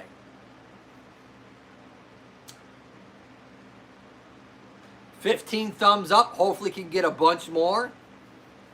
Plenty of time. Oh, Ernie Hatmaker's in the background. Ooh, girl. Hopefully Ed's doing all right with that septic system. All right. So, that's positional vertigo. If you need, sometimes what you'll do is you'll go to your primary care doctor and they'll give you this medication called meclizine. Essentially, is there to dampen the stimulation of your all the auditory and visual. It'll make you groggy. It's kind of like, you know, that motion sickness drug that you get over the counter, you know, where you can tolerate a lot more stimulation. It kind of suppresses your, you know, that heightened system, the anxiety system. It kind of suppresses that. What the heck? What am I thinking? Dramamine. Oh, almost popped out of my head. Dramamine is what you can get over the counter. They've had that forever, but meclizine is the pharmaceutical stuff based, and that's a lot stronger. So don't be surprised if it don't make you groggy. Oh, creative hair by Nikki. Hi, Joe and all. Miss Nikki's in the house. Come on in. I'm talking about positional vertigo, spinning, how you get it, why you're getting it, and how, you know, how you can kind of, you know, how you correct it, whether you see a doctor, whether you see a physical therapist. I was talking about the knee earlier, then I forgot I was supposed to talk about vertigo. Hopefully you got some new people in here, Nikki, that you get connected with. Rod's done 22. He went to go get something to eat. He'll be back. Oh, peeling some apples. Oh, my dad peels apples, or he makes my mom peel apples, and then he puts the cheese, and then he does the Ritz crackers. Oh man, sometimes he does a little sausage on it. Completely not healthy for you, but boy, it sure does taste good. Creative hair by Nikki says, okay, thanks, Joe. Nice. Come on in. Hopefully you can get some good connections here. Thumbs up, hopefully, for us. Woo. All right. So, when we're talking about that inner ear, you can take that medication, that meclizine, or you can take the Dramamine. Hopefully that will calm it down and your body will be able to readjust itself. You know, maybe sleep in one way, that crystal will just pop back into place. Now, there's a couple techniques that you can do at home, that you can get it over the internet, where you move your head one way, you can move your head the other way and turn it to one side where you're lying down. The whole idea is to hopefully dislodge that crystal out of your ear. Sometimes that helps and sometimes it doesn't. Sometimes you'll have to go see a professional like myself or an ear, nose, and throat doctor that specializes in positional vertigo or BPPV.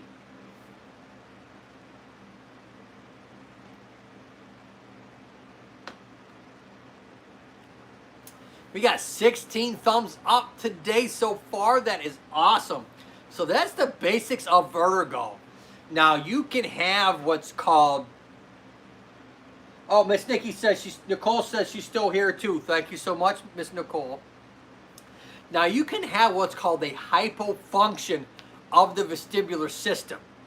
And what that means is essentially that the system can't take much stimulation before you start to get dizzy. All right, not that the whole room is spinning, you need to close your eyes. It just can't take much stimulation. And so then we'll do all kinds of treatment techniques and give you some exercises to do at home to help improve that system, that vestibular system. And so unfortunately, we have to cause a little bit of stimulation to occur to improve that system. I always kind of equate it to balance. How do you improve your balance? By challenging that balance in the first place, by putting yourself on foam or uneven surfaces. And I did a video probably 4 months ago on that, where I'm holding a blue foam that I got, and that you would stand on it. I did a whole video on that a while back, probably 4 months ago, that I have a video out on that talks about improving your balance as well as improving your balance when you have a hypofunction of the system, of the vestibular system.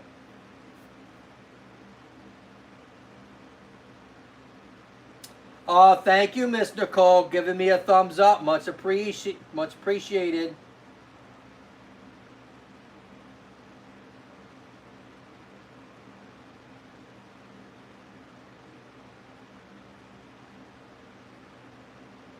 So that's the basics. I mean, the real basics. I mean, we're talking like just touching the surface. I don't have. They have a nice little tool out. It has a rod, and it has all these little canals that show you the what we call the semicircular canal, which is the fluid I talk about within the ear, without getting too detailed about it. And it shows the 3 canals and what happens and how your head has to turn in certain positions to dislodge it. It's very expensive, and I don't really, I haven't gotten delved into it. I probably get a vertigo.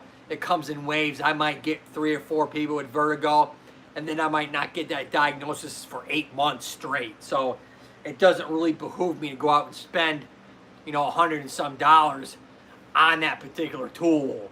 I'd rather save up money and get myself an animatronic Scully than something like that.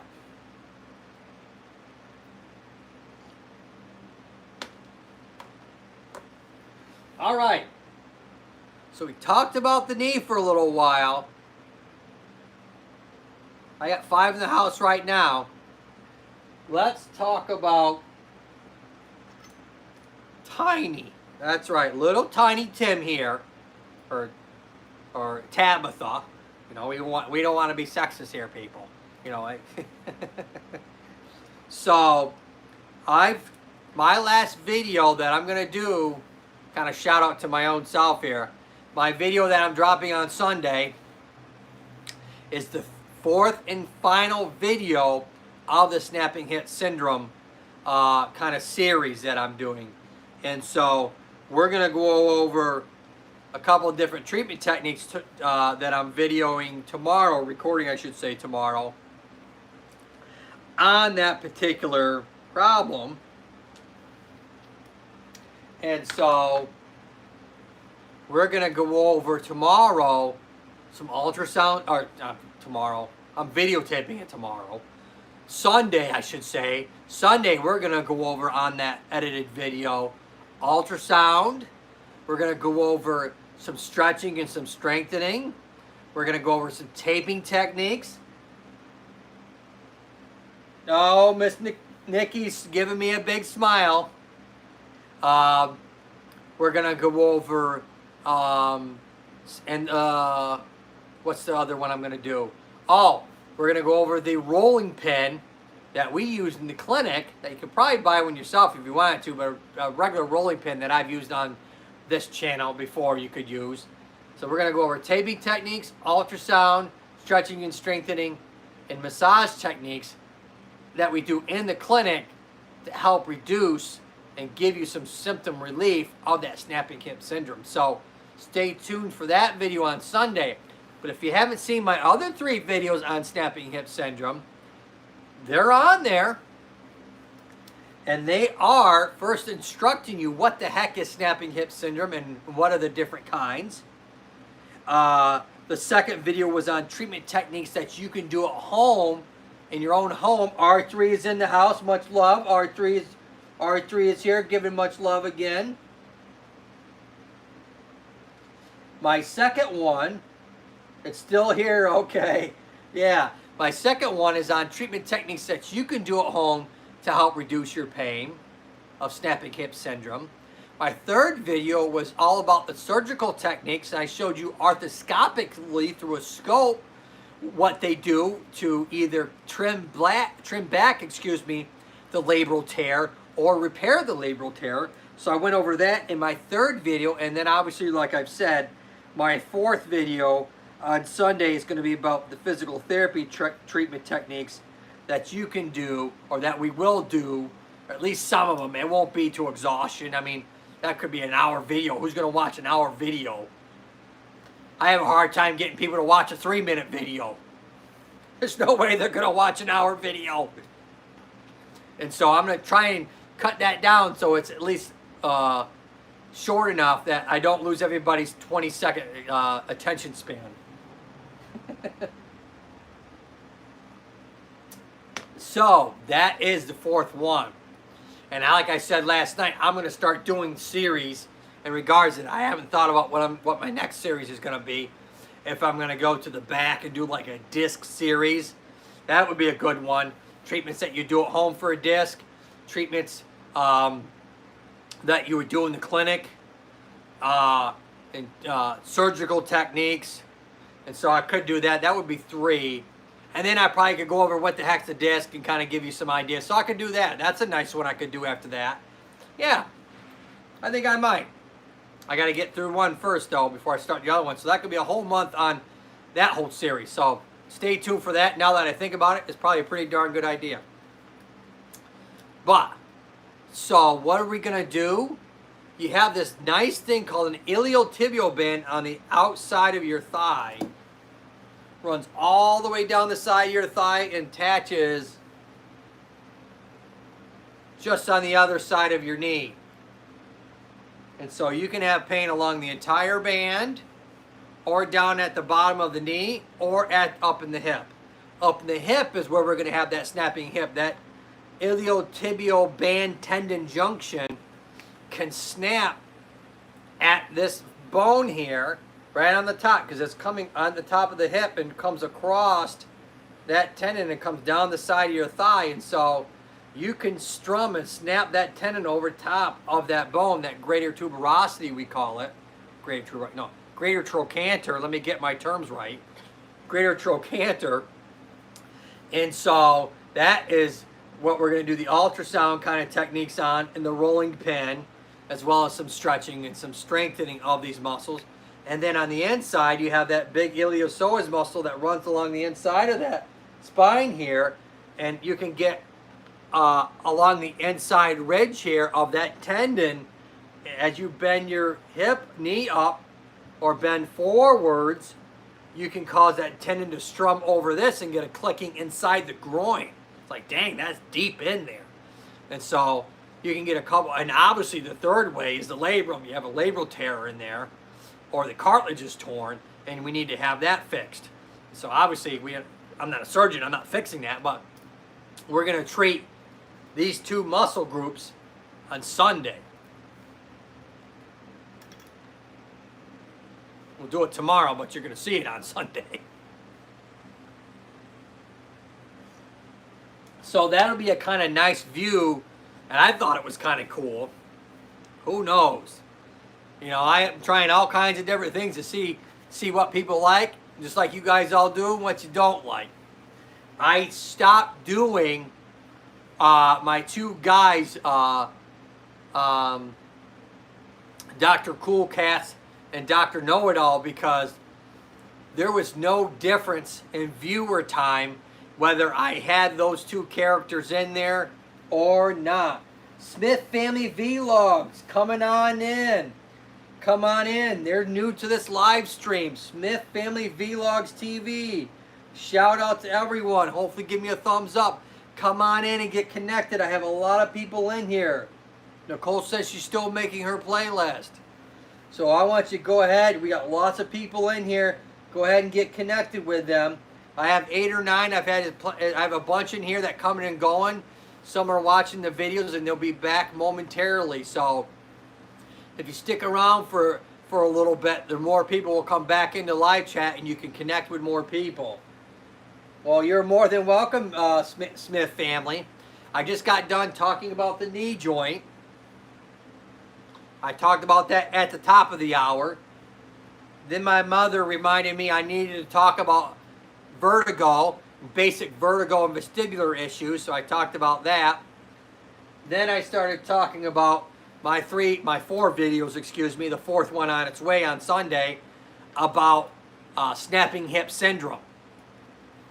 So that kind of brings you up to what we're going to talk about next.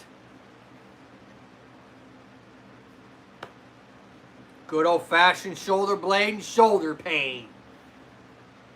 Who doesn't like an ice high? Oh, who doesn't like a little shoulder pain, right? Urgh. Shoulder pain sucks. I would probably say any pain sucks, but shoulder pain definitely. Like I always say, this is a floating joint.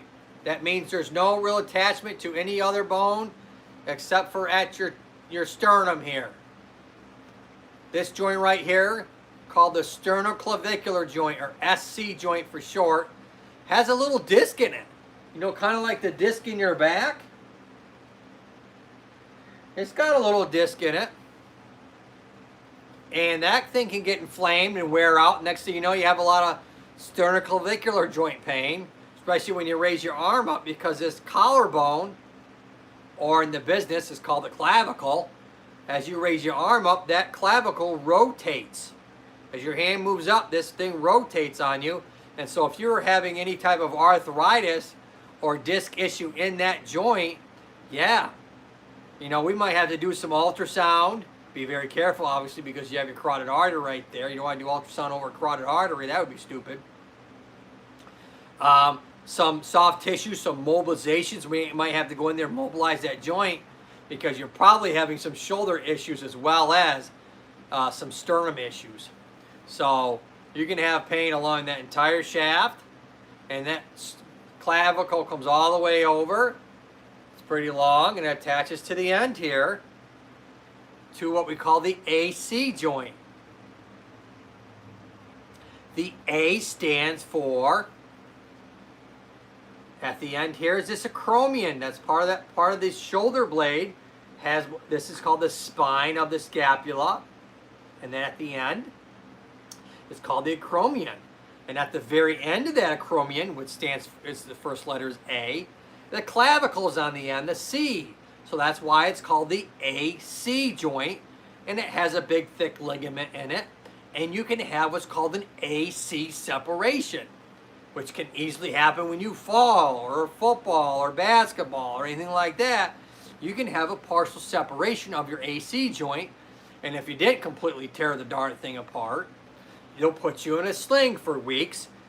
Make sure that that A and the C joint are close to one another, or what we call approximated in the sling, and so it can shorten back up, heal back up, and then you'll be on your way, hopefully.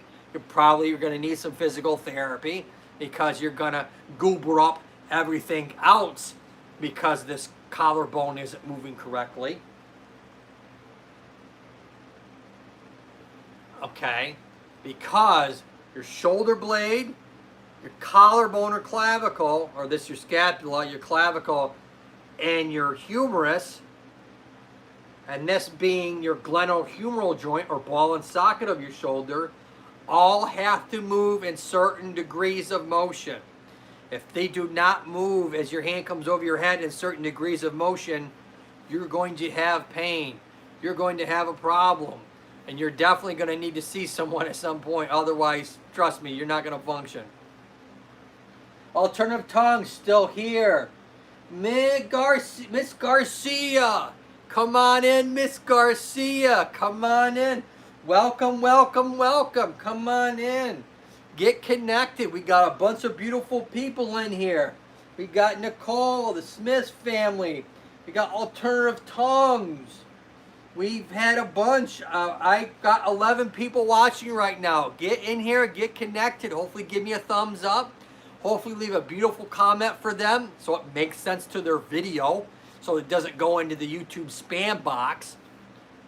Subscribe, hit their bell, and hopefully you love their content and you watch more of it. But at least you gotta watch at least a bit of it. All right, if you want to get a good connection. Otherwise, it won't. YouTube will just throw it out, and that other person's like, oh, you never subscribed to me. Yes, I did. No, you didn't. Yes, I did. No, you didn't. And then you're gonna be like that, and then all of a sudden, it'll be the wayside. So you gotta have a good connection. That's YouTube for you. They want to basically make sure that if you're gonna subscribe to someone, that you're gonna go back and watch their stuff, because they just don't want a bunch of, you know, and that's why they also limit how many people you can subscribe to also. All right, so we were talking about these three bones. These three bones allow your hand to go over your head. This is your shoulder blade, your collarbone, and your ball and socket. So think of your hand going over your head, or we're just talking about this humerus bone. As your hand comes over your head, this ball has to drop down like a seesaw. One goes up, the other one goes down. That's how it has to work. If you have a frozen shoulder, that's your problem. Your ball, it's stuck. It's not gliding down as your hand comes over your head. That then messes up all the muscles and tendons. They all get inflamed and start sending out pain signals. You start inflaming the rotator cuff because you're probably, pretend my finger's a rotator cuff, you're probably pinching your rotator cuff as you try and bring your hand up because your shoulder's frozen. Or what we call adhesive capsulitis in the business. But it's really, frozen shoulder, whatever. So, and there's a couple different kinds of frozen shoulders. There's I got a trauma and I was scared to use it, so the whole thing stiffened up on me, and now you're moving like this. That's a frozen shoulder. You have what's called metabolic-based adhesive capsulitis, and that's where the system starts to cause this capsule to shrink down metabolically. A lot of times it happens to females who are diabetic. Within a certain age group, they're a higher risk of this than others. And so that can go ahead and happen where all this tissue around the head shrinks, and then you're kind of moving like this. Road Son 22, you better get back here, brother, because I got Miss Garcia in the house. I got Smith family in the house. I got people in here. You're missing out. You got to get those connections. They're coming in. They're coming in. They're going out, back out, seeing people's videos, and hopefully they'll be beautiful enough to come back in and give us some more love, because I left Scully at the clinic today because I'm currently shooting the 4th video of my snapping hip syndrome series. If that isn't a tongue twister, I don't know what is. 4th video of the snapping hip syndrome series. That's not easy, folks. Nicole says, hello, Miss Garcia. 12 in the house. I got 12 in the house. Thumb me up, hopefully, if you love me. If you don't love me, hopefully still thumb me up. Okay, and so we got this frozen shoulder because this is how it moves. That means that your shoulder blade and your ball do not separate as your hand comes over your head. I'll do it out here so you can still see my hand. That's what's happening. I got to refresh.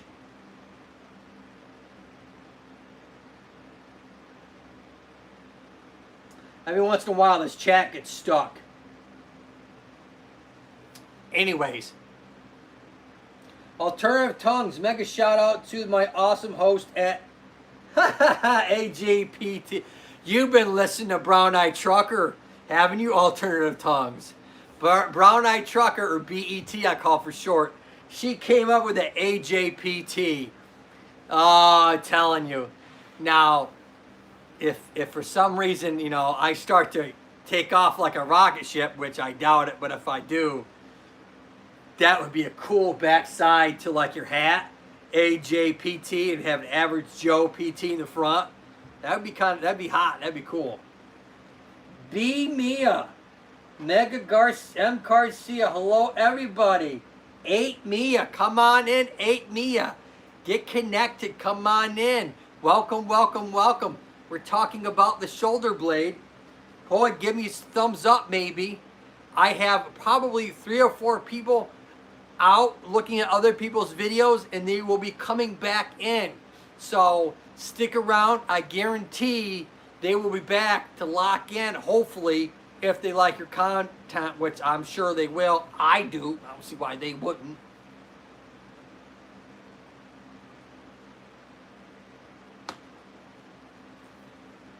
Okay, and so with a frozen shoulder, if you're kind of like this, you're in trouble.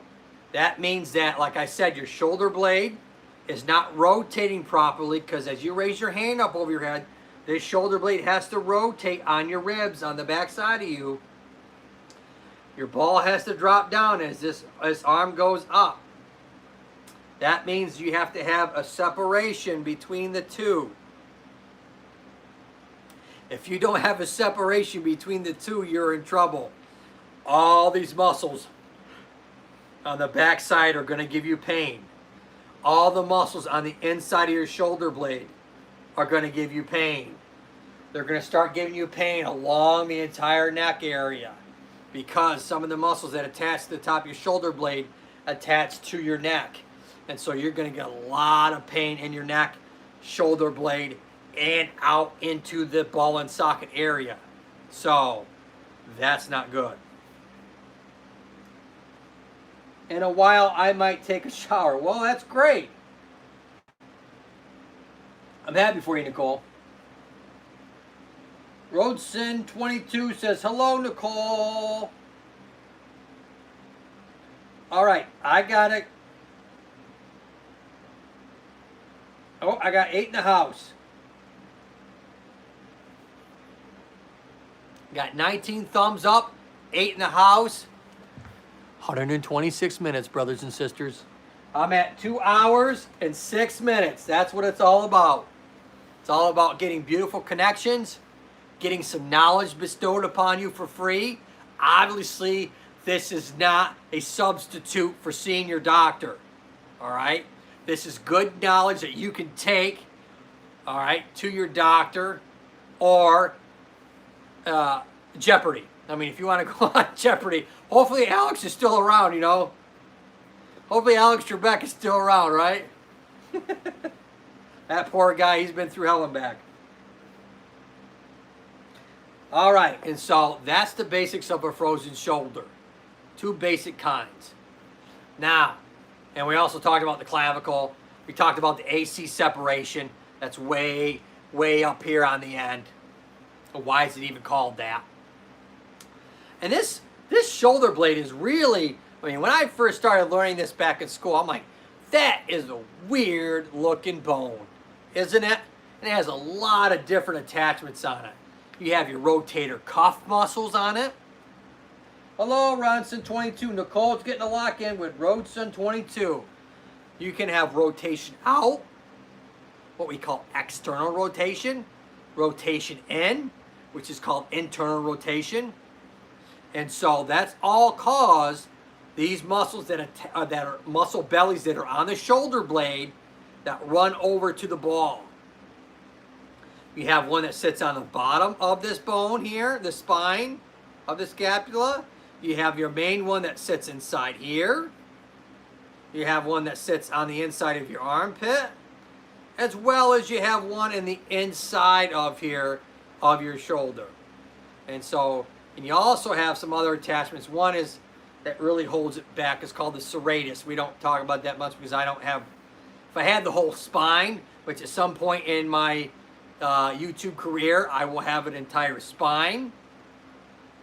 And it'll be easier to show you where the serratus anterior is, because it helps hold the back of the shoulder blade against the rib cage, as well as you have the lower trapezius muscle, all right, that holds the shoulder blade down. You have your lat muscle that helps hold the shoulder blade down. There's a lot of things, as well as that little bone on the front side, that's also your shoulder blade, all one weird bone here. That's called your coracoid process. And that is where your pec muscle, your pec minor muscle, attaches, all right, as well as your short head of your bicep. And so if they're tight, they will start to pull your shoulder blade inwards. You can get a tilting of that shoulder blade downwards. And next thing you know, you have a tilted shoulder blade forwards like that. And it can start to irritate your rotator cuff. I got a bunch of pop-ups going up here, and I got to clear them out so I can see everybody. Where would I get the whole body skeleton from? Probably Amazon would probably be the cheapest.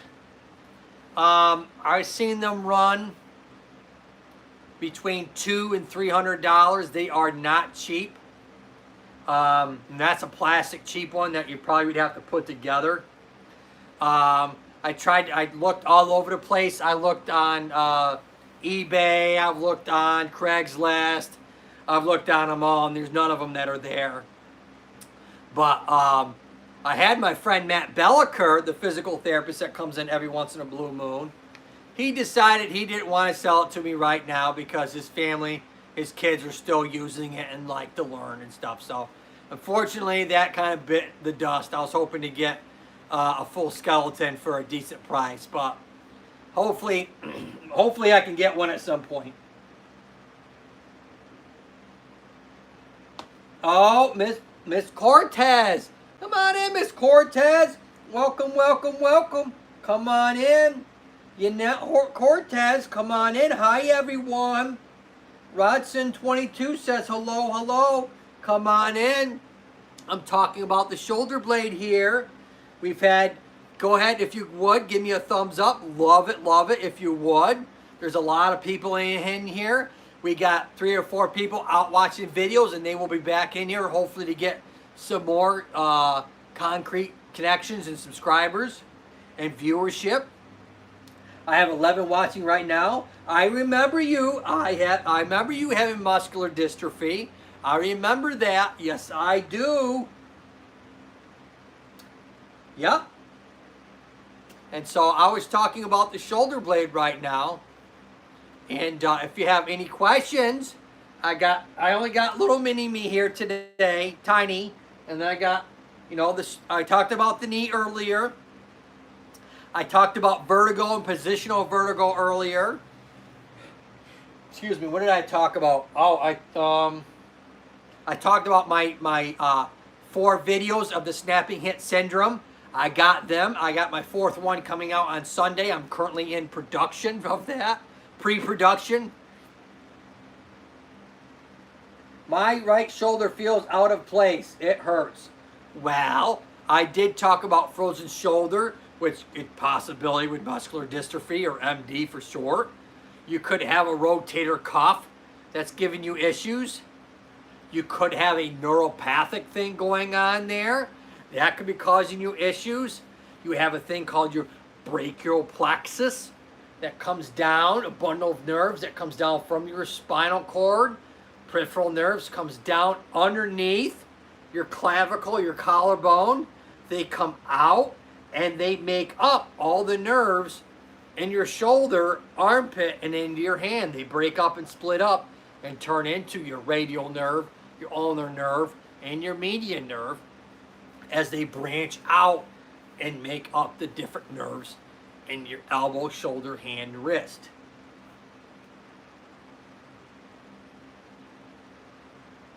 J&N Travels, come on in, lock and loaded. I remember you had said you were a PTA.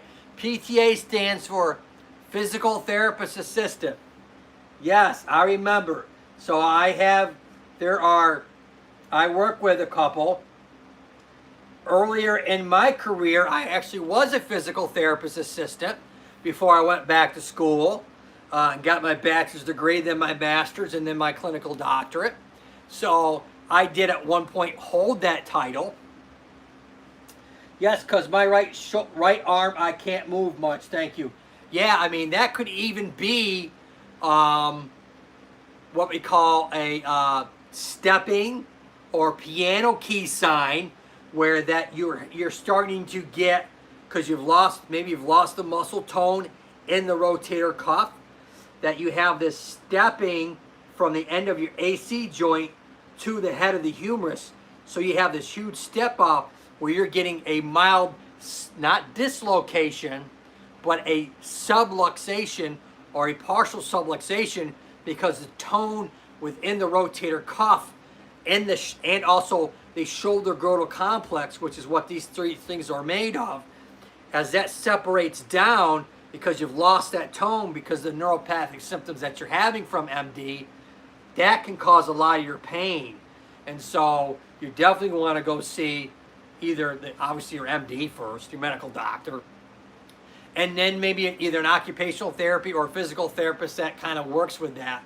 I wouldn't be surprised if they wouldn't want to put you in a sling for just a little bit to rest that AC joint, or taping techniques that we do to approximate that joint again. So there's a lot of different things.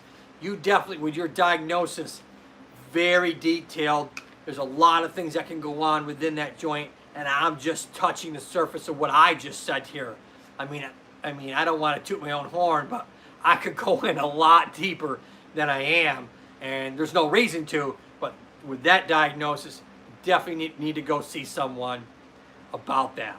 I hopefully at least give you enough information to tell you that, yeah, with what I've just kind of touched the surface, you definitely need to go see someone about that. Oh, okay, Miss Cortez says, yes, it's visible. Yeah, if that's the case, you could be having a lot of your pain just coming from that subluxation of that head starting to come out of the socket. Not really out of the socket, because essentially your labrum, all right, is the depth of the socket where your head sits in. Think of the head of the humerus kind of sitting in a hammock or a sling. Like you're in a hammock and your rear end's kind of like hanging in there. Think of that as the head. And so it's sitting in that hammock. And the reality is that hammock is starting to stretch out more because the muscle tone isn't there to hold that in.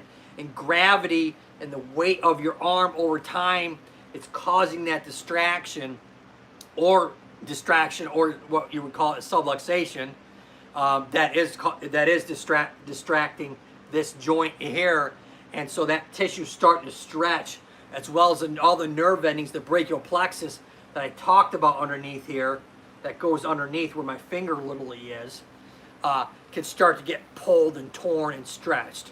And you don't want to have a brachial plexus issue on top of everything else.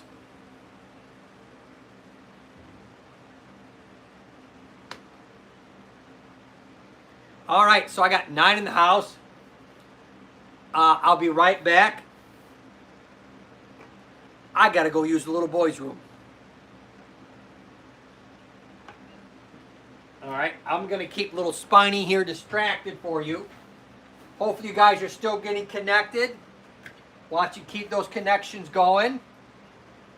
I will be right back. Don't go nowhere now.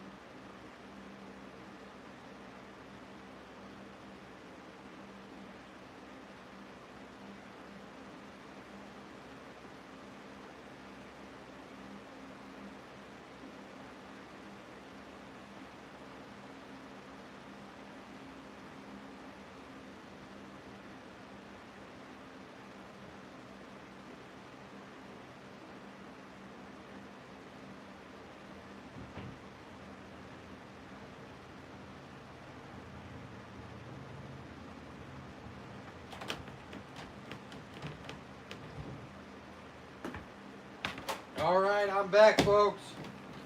I know I was gone for a while. Oh no! It fell over. Boy. Not very entertaining, was that? Tipped right over. Can you believe that nonsense? That's ridiculous. Absolutely ridiculous how that thing flipped over. Woo! Look at all the people I got in here. Hello, hello, hello. Thank you, thank you, thank you. Man, I got a lot of pop-ups. I gotta get these pop-ups out. I got 10 in the house. Come on in, get connected.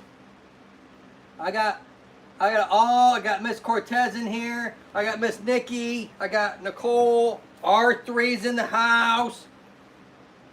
Come on in, get connected. All right. So we talked about little Spiny here, tipped over. You know, Big Spiny would have never done that. Little Spiny, yes, but not Big Spiny. Okay. So we're going to leave the shoulder blade for a little bit, and we're going to come over to Mr. and Mrs. Little Disc. I was passing through. Well, all right. Yeehaw. I got 8 or 9 in here. Let me refresh this. I got people coming in and out. Hopefully looking at other people's content, getting good connections, and hopefully coming back in to see me. That was always awesome. Okay, and so if we look at this disc right there, that's going to be my next 4 videos. It's going to be about, look at that. Boom, you see that thing pop out? Ah! When that happens to you, you're going to be in significant pain because it's going to pinch right against that little nerve. See that little nerve right there on the side? This is your spinal cord. Off of your spinal cord, there's these little nerves. Come all the way down through your neck. These little canals on each side. It's called the femoral canal. And so that nerve comes out through from that spinal cord, and then all the way down through as we come down your spine. Now, if that disc gets pinched in there, man, instant pain, shooting down the leg, numbness, tingling. You're going to have a lot of chemicals that are going to start to cause inflammation in that nerve. You're probably going to be like that because you can't put any weight on that side because it's killing you. You might be limping your leg. Parts of your thigh or your foot or your toes might go numb or tingly or burning sensation. It's not a good thing, let me tell you. Afterwards, the disc usually, hopefully, if you have just a if you have just a herniation, it can recede back in, kind of like what this does. It pushes out, the accident happens, and then it comes and recedes back in. But you're left with that inflammation and that nerve that's just screaming. And so hopefully they'll give you some steroids or steroid injection, all right, because all your muscles around that area are going to instantly go into spasm and lock up on you because of that. Ooh, that's never good.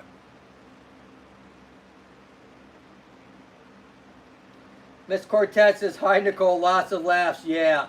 No, it hurts so bad, I get that too. Yeah, and so that nerve can really get pinched, or it could be just a joint. That little, right, I showed you yesterday, that little joint on either side, which are called your facet joints, also known zygapophyseal or Z joint, right there. They can get irritated and also give you a lot of pain. And right next to that joint is that nerve.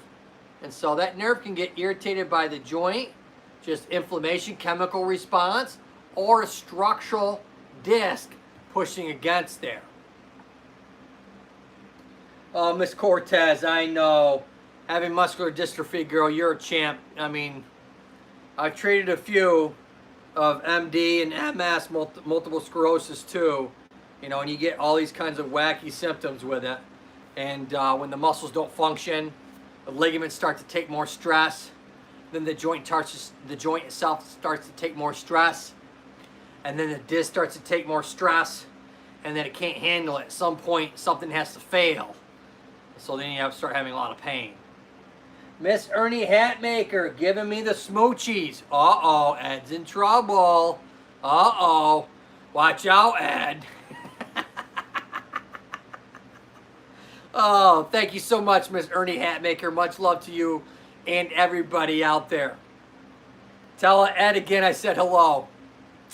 All right, and so that's really that disc issue, chemical issue, facet joint issue. All can give you that nerve problem.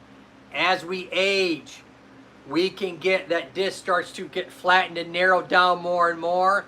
And what happens is that nerve, the space, that hole, that canal that nerve comes out through starts to get smaller and smaller. We call that stenosis of the canal, as well as arthritis starts. Hey, Miss Art3, how you doing? Thanks for coming in. Good, beautiful. Doing the old dab. Whoa. And so that canal gets narrowed over time because arthritis starts to fill in that area, as well as the disc does not inflate back up or just not rehydrate, as we call it.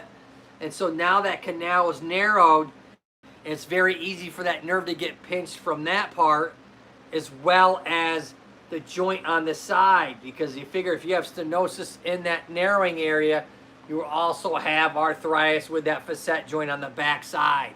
They go side to side with that nerve and they start screaming at that nerve. And you start having pain either by the joint, by the nerve, the vertebral body, which is what this is called. You have a bunch of them. This is one and this is one where the disc is in between. That's got nerve endings on it. That can start screaming at you and giving you pain, saying, hey, I'm here. I'm in a lot of pain.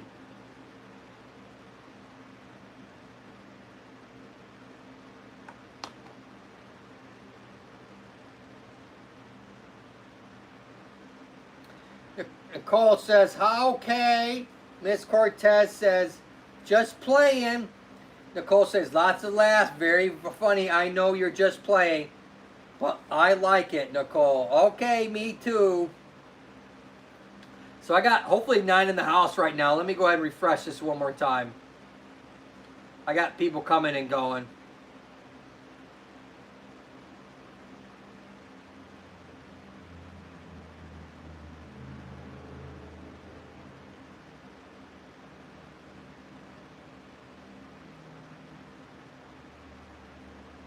Me, Gusta, Joe Durer, lots of laughs. I have no idea.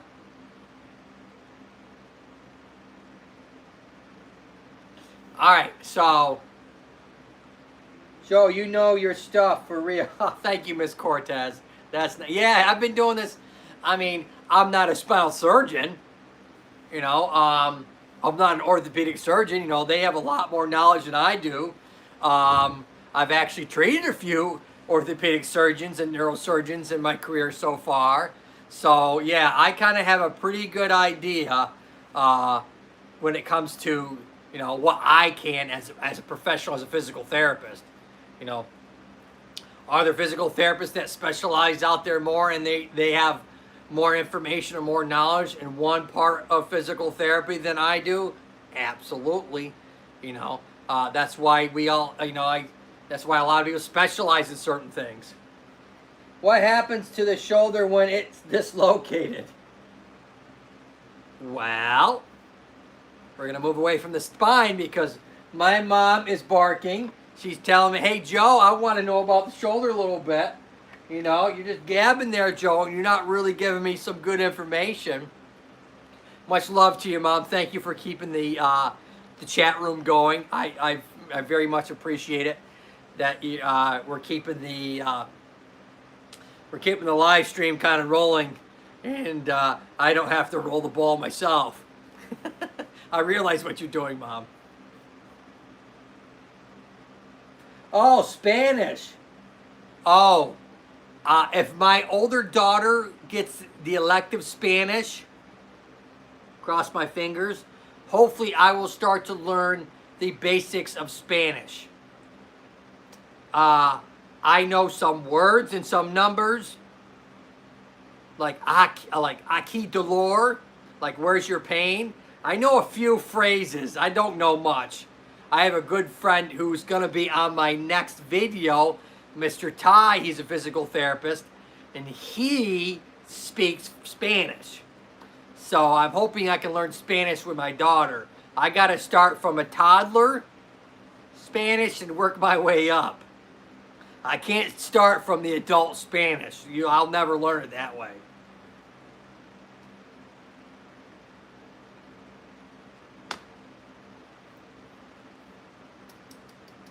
Oh, Miss Cortez. Come on. It's fighting with me. Here we go. Oh, my computer went on me for a second.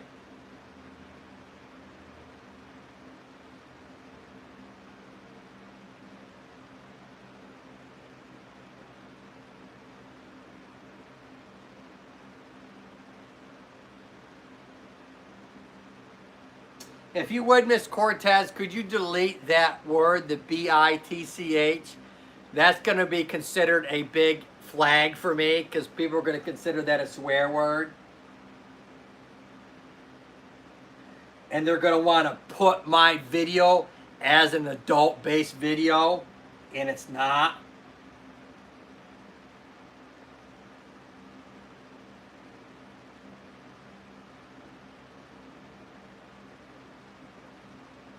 Thank you.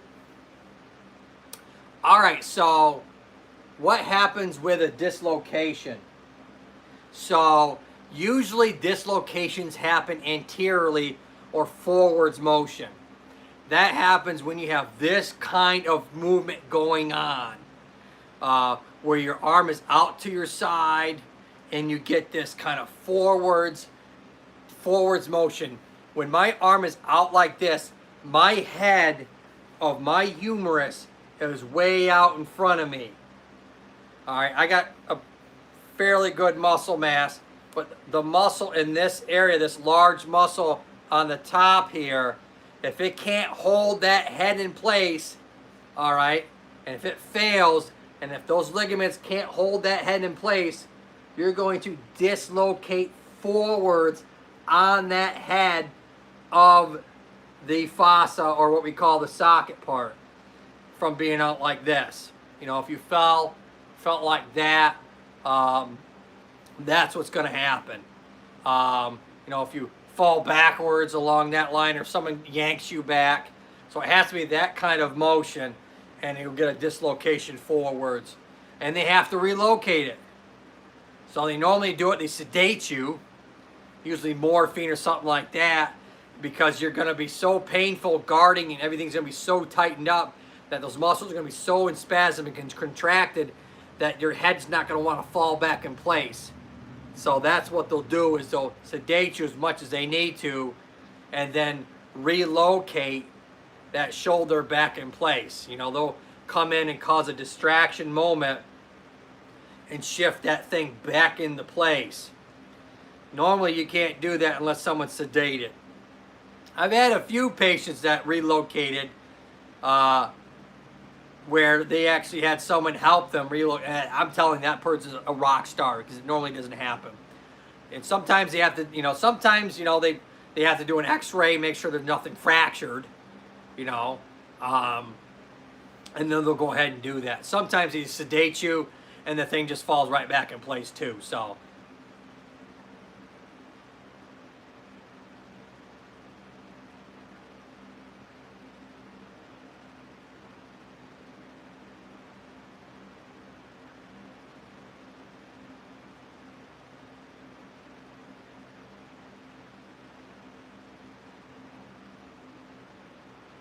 So that's what they have to do with that.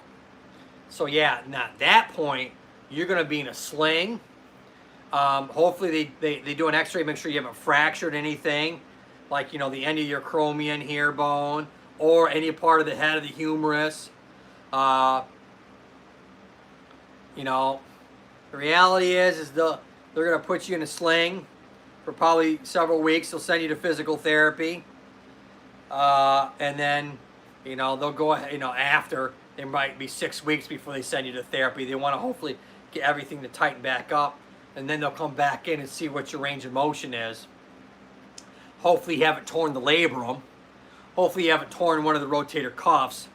And you're not going to know that unless you do an MRI or an MRI with contrast to see truly light that baby up in there and see if you have a tear. If you come back, you see the doctor in 6 or 8 weeks of just resting it, and you come back and you can't lift your arm, they're going to be like, uh-oh, we're going to have to go and do another image because, we might have missed something.